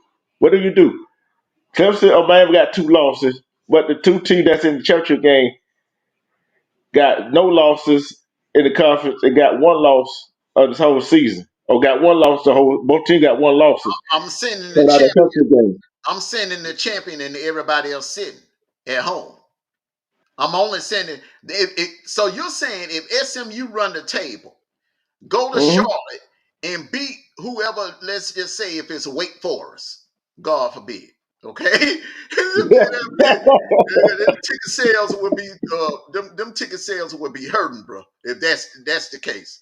So SMU beats Wake Forest, and you got a 2-loss Miami and a 2-loss Clemson sitting at home. Man, they got to sit at home. I'm sorry. We'll see you in the New Year's Six Bowl or something. You ain't getting in no playoffs. So that's what I'm saying, Deechu. Um, that will give the committee what they want. That will be a dream situation for the committee. So they can only include one ACC team, and then that'll open the door for maybe a fifth SEC team, or maybe a fourth or a fifth Big Ten team. I I I hear what you're saying, Armando, but I'm going to go on a limb when I say that This time around, I think the committee is going to do their best because, again, like you have mentioned earlier, they're giving one of them G5 teams guarantee spot And that's the problem. on in the playoffs. Okay, Hmm. Hmm. okay, and whoever plays that G5 team, they automatically That's a buy. Really, they that's a automatically tobacco buy. going to the next round. Hmm. But with the rest of the teams, I want to think, and I pray that I'm correct about this, is that they're going to give people that fair shot. You win your division, top four, and if you have a good record at what one loss, maybe two, that you're going to get that 6, 7, 8, 9, 10 spot. Yeah. I don't think And it's not going to be too. I think it's not going to be too many of those three loss teams in the playoffs. I think you got one loss or two loss. That's going to be your biggest spot. think about this. We talk about ACC, right? The teams that are undefeated in the conference either got one loss or no losses total. So Pitt is 5-0 overall, 1-0 in the conference. Virginia is 2-0 in the conference, 4-1 overall. SMU is 2-0 in the conference, 5-1 overall. Miami 2-0 in the conference, 6-0 overall. Clemson 3-0 and 4-1 overall. You see what I'm talking about? See how clustered that is? Yeah, but those teams still got to play each other. Now, One way or Well, fashion, they still got to play each other. now let me give you a scenario. Let me give both of you fellows a scenario. Okay, now listen to me real good now. Let's say if Oklahoma wins today, all right, and they beat Bama, but they lose to LSU,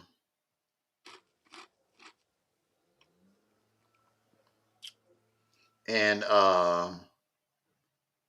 I don't have their schedule in front of me, but they have a lot of games coming up that they could lose. I think they have Ole Miss on their schedule, if I'm not mistaken. Let's just say, okay, let's just say hindsight, if Oklahoma defeats Texas today and they beat Bama, okay? They lose to LSU and then they lose one more other game on their schedule. Clemson is standing there with two losses. All right. One to Georgia, one to Miami. But no really legit signature win. Do you honestly think that committee is going to put a two-loss Clemson team in over that three-loss Oklahoma team that has a win over a number one ranked Texas team and at the time probably will be a highly ranked Bama team? Honestly, man, do you think the committee would do that? The right thing to do would to put Clemson in over Oklahoma, but come on, sniper. You know they value competition and strength of schedule. but in hindsight, you said that right. If Pitt stay winning and Clemson stay winning, and Clemson go in the pit and beat a ranked Pitt team, and Clemson got two losses, guess who they put in? That would be Clemson. different.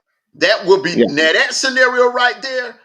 That right there, Clemson could go. Okay, so if I'm a Clemson fan, I want Pitt to be undefeated when Yeah. they play each other. You want Pitt to keep winning, but if Pitt and I'm just being honest, man. I think Cal gonna get them that night.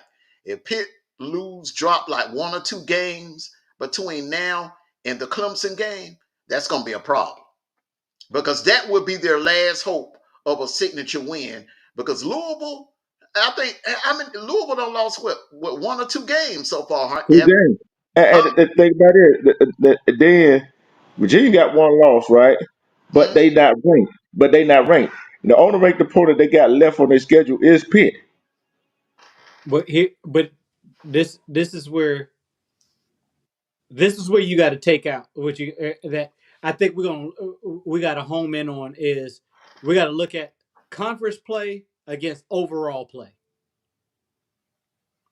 Because if we just stick with the conference play and say Pitt is 6-1 by the time they play Clemson, they still gonna be high on the conference rankings instead of the overall ratings. Does that make sense? Hey, Because right now the is funny, who's fighting to get out of the conference. yeah, yeah. And the funny thing about this is though, Virginia, you mentioned it in the conference championship picture. They got Clemson. They got Clemson next week, right? But why? Which Because if we Clemson, don't look at which Clemson is ranked. Which Clemson is ranked. Pitt is ranked. Notre Dame is ranked, and SMU is ranked. But you can't right, count Notre Dame. You cannot, and that's another thing that's hurting the ACC. The fact that Notre Dame will not commit to, they ain't even got to join the conference. No, no, If I they want get, to talk about the if conference. they get, I want to talk about conference. While I'm talking about ranked in the top 25. that's another problem too, Sniper. The Notre Dame factor. They've only lost one game. You're not keeping Notre Dame out of the playoffs with one loss, bro. You're not. yeah. I mean, it all depends on how they end their season. One loss, they get to slide right up in there. That's the advantage and disadvantage of not being in the conference.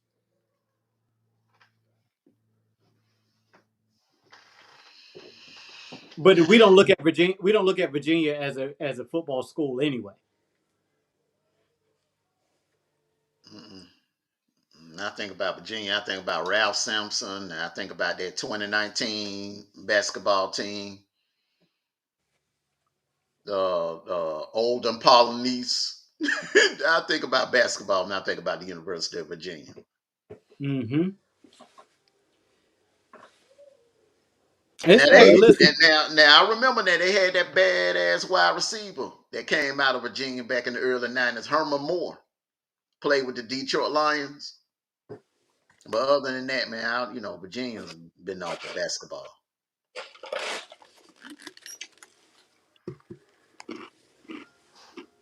And it look like no, they got Stanford, then they got Georgia Tech, then they got Navy, Florida State. We already know Florida State. That's might count that a W for Notre Dame. Hmm. Got Virginia, Army, and USC. They got some meat on their schedule. Sniper. Number one, Navy. Number two, Army. All right, and USC. Notre Dame got some beef on their schedule. You got two undefeated teams, and even though they're G5, but they could uh they could get in. They could get in and get in. Now UNLV is not out of it when it comes to that 12th spot. They're not completely out of it. Because let's just say if Notre Dame takes care of business and beats both of them, then they'll both of them will have one loss. I just don't see this committee putting Liberty. I don't give a damn if they are undefeated. I don't see this committee putting Liberty in there and and that weak ass schedule that they ain't played nobody. I just don't see it happening. I agree. You might have an army in there Or Navy. or Navy. Yeah, it could come down to that game. Both of them have one loss, and the losses to a highly ranked Notre Dame team, and they play each other, and the winner goes on and play the All American Conference Championship game. Which I don't know how they're gonna do that with scheduling because in the Army Navy game in that championship week, That's a week after SEC championship. yeah, I don't know how the hell they're gonna do that because Navy is in the All American Conference, so they're gonna have to Mm. play an extra game after championship week.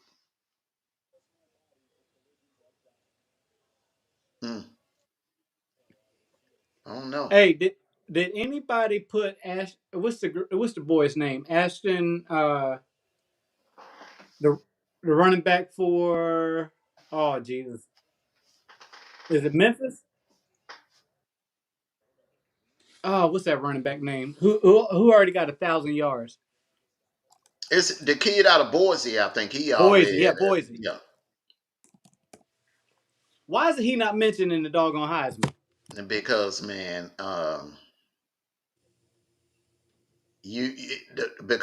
because of power.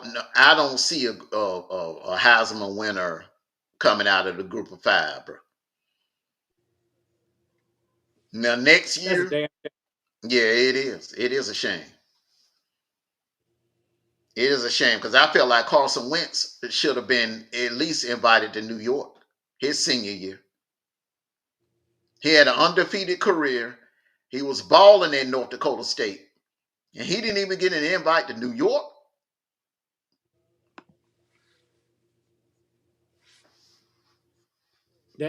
That's just ridiculous. And that year that Cincinnati went undefeated, Desmond Ritter, he didn't get an invite to New York, and he was the All American Conference Player of the Year, Offensive Player of the Year. He set records at Cincinnati, passing, touchdowns. Mm-hmm. Yeah.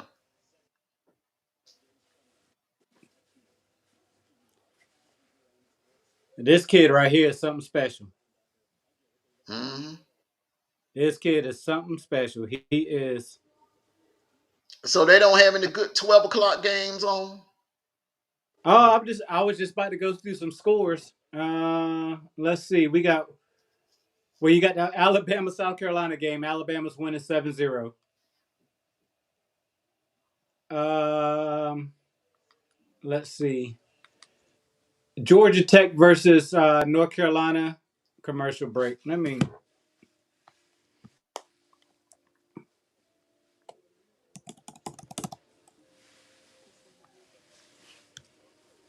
Clemson and Wake Forest 7-7. Missouri is pissed off. They win at 21-0 versus UMass. Mm. And let me see.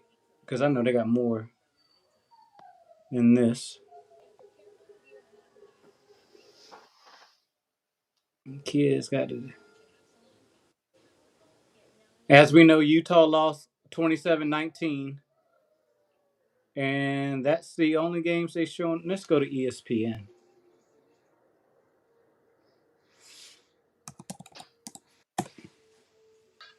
Washington hour up 7 after Washington driving.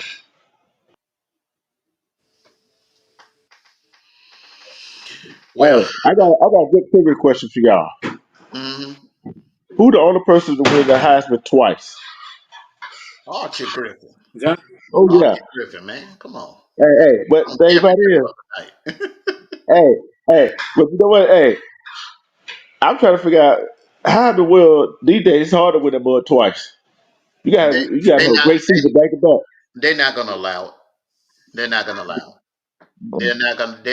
They're not gonna allow a kid to win it back to back. I feel like if anybody could have done it and should have done it, it was Tim Tebow in 2008. They gave it to Sam Bradford instead of Tim Tebow that year, and that was the same year when Tim Tebow was on a mission. When they lost that one game to Ole Miss, and he came out and said that you promise you'll never see another quarterback that pushes team harder than that dude. He played out of his mind in 2008, but they gave it to Sam Bradford. No, they're not gonna yeah. allow. They're not gonna allow a player to get back to back Heisman. Yeah, I didn't know it was the 7 8 players who won a Heisman, right? And 15 of the 15 they never been played a snap in the NFL.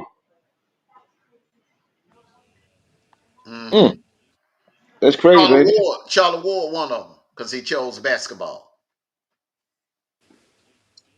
See, that was his choice. It wasn't that he didn't get drafted, right? You see what I'm saying? When back then, we're talking about like 93, 94. The there was you didn't really have any short quarterbacks in the league. The only the shortest quarterback you ever had in the league at that time was Doug Flutie. You know what I'm saying? Uh, Charlie Ward was not only was he short, he was kind of small, man. He was kind of thin. He was a thin dude. He was a small dude. Well, Doug Flutie, even though he was short, but Doug Flutie had, he had a little girth on him. He was a little yoked up, so he could get away with it. He could. Armando, go check your text. Where I thought you took a nap. I don't take naps. You okay? I'm not 100 years old. Only when I'm sick, I take naps. Wisconsin's beating Rutgers 14-0. No, we didn't. We didn't pick no Clemson game. I didn't think so. Mm-mm, No, we didn't. we ain't pick no Clemson game because I No, didn't I didn't think think they. so. I didn't think they would have no problems with Wake Forest. Well, they are having a problem because it's 7-7. So That, hey, and that's another thing too, Sniper. Not only do they not have a signature game, the teams, these inferior opponents they have on their schedule, they got to beat the brakes off of them, bro. They can't be, Yeah. they can't be doing this what they doing right now. So I don't know, Mis- man. It's Charlotte's gonna be a must win for Clemson, man. I just and Missouri and Massachusetts. Missouri's winning 21-0. We already. Yeah, we I'm not surprised. UMass is a lower tier team, the group of five team. What I'm shocked about is Missouri is traveling there instead of them coming to Columbia. The 3 o'clock game's gonna be off the chain. What time Georgia plays today? Georgia doesn't play. They got a 4:15 game, Yeah, man. but it's not a primetime game. It's on SEC Network. Okay. Well, at least they got us on TV. You know. Mm-hmm. I was nervous that it wouldn't be no room for us to be on TV. Mississippi State. Is why? Dang man, look, let Hold me tell on. you something. When this starts happening, just know you done made Yeah. it. What You done made it when you done caught somebody attention. is it? Is it just me? Am I lost in the sauce right now? And I didn't know that Iowa State is still undefeated. No, it ain't you. It's similar to what Pitt. Okay, they haven't been tested. They haven't really been tested yet. They haven't really been tested yet. So, like I said, that's why I keep saying, man, uh, Colorado is a very dangerous team in that Big 12, man. Because look, I don't see a defense in that Big 12 that can actually shut that offense down. I don't see no team in the Big 12 that has what Nebraska has, or will be able to do what Nebraska did to Colorado. I don't see a team in the Big 12 that's going to be capable of doing that. Mm-mm. Mm. So, I mean, it's a good call, but I just got to see. Colorado's got to play, and like you just said, they got to beat team. They got to win, but they got to beat teams and not wait until the last 30 seconds to score a touchdown to win. Does that make sense? mm-hmm. Makes sense. All right, let's get on up to our final thoughts. We got a big college football Saturday. This thing is going to be like last Saturday, man, because Colorado and Kansas State they kick off at 10 something tonight. So this is going to be a long, long Saturday, everyone. Business is not going to pick up until 3:30, and that's when That's when the heavy hitters kick off. So this 12 o'clock slate is looking like last year's 12 o'clock slate, preliminary games. So, Yeah, yeah, you right so about that. yeah. So, final thoughts, everyone. D True, go ahead and lead it off. What I'm gonna say is that, well, I like this new setup. You know what I'm saying? And this right here gonna be this. We halfway through the season, right? We finna find out who for real, who are the contenders, and who are the pretenders. It come down, hey, and like you said, Amano, these teams that is ranked, that is top, and people got their eye on, they go into these other games. Oh, think they just team gonna lay down for them? Nope, not the case. So they're gonna have to come play their best ball game.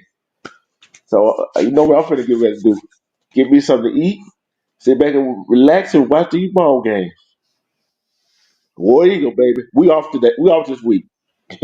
Thank God. Very much needed. Hmm. Sniper, final thoughts. I don't care who you are. I don't care who you think you are. But you talk about my team, you get in the business. Ain't nobody scared of you. Nobody talking to you. Okay, I was just making sure because you said that earlier. Can I get my final thought? You know what? I got you. Don't worry about it. I got you. Don't worry about it. I'm gonna get mine.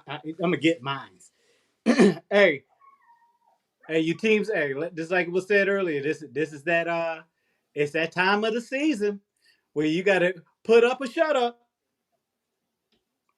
You gotta get out there and make and get your wins when you can. Get in where you fit in. Go dogs. I want to thank everyone for coming out this morning and joining us on the kickoff show. We had a pretty late start this morning because I was actually trying out a new software. Took me a minute to kind of get the hang of it, but thanks to my long-winded brother, it gave me enough time to figure it out in the middle of the show. And I pretty much got it figured it out, and I'm happy with it. This great setup. And hey, this is gonna be an interesting day today. It's gonna be an interesting day. We made our predictions, but these games could go either way.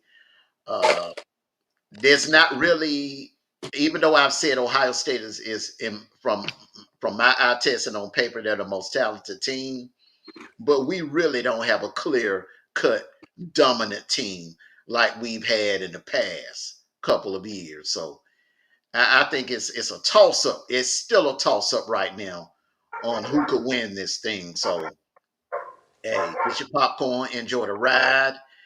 Hey, and make sure you join us here on the post game show tonight. I'll be announcing it on the time. I'll be announcing the time later on today. But join us on the post game show, and like I always say, take care of yourselves and each other. Enjoy the rest of your college football Saturday, and go dogs! Sick 'em! Woo woo woo woo! LSU, whatever the heck you told me to do. Anyway, I got one more so thing I want to say real quick.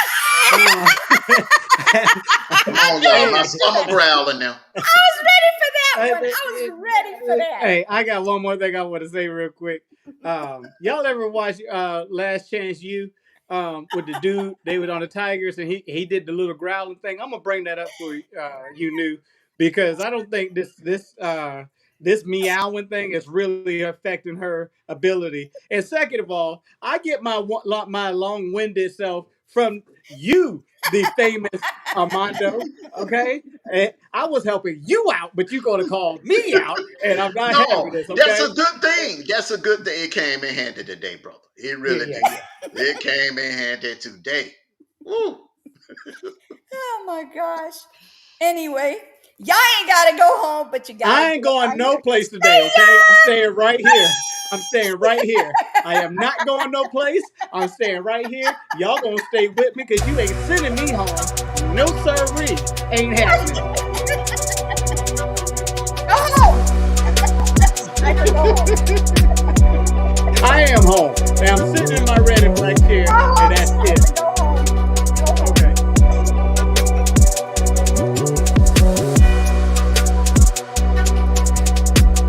It does feel different without no music, I tell you that much.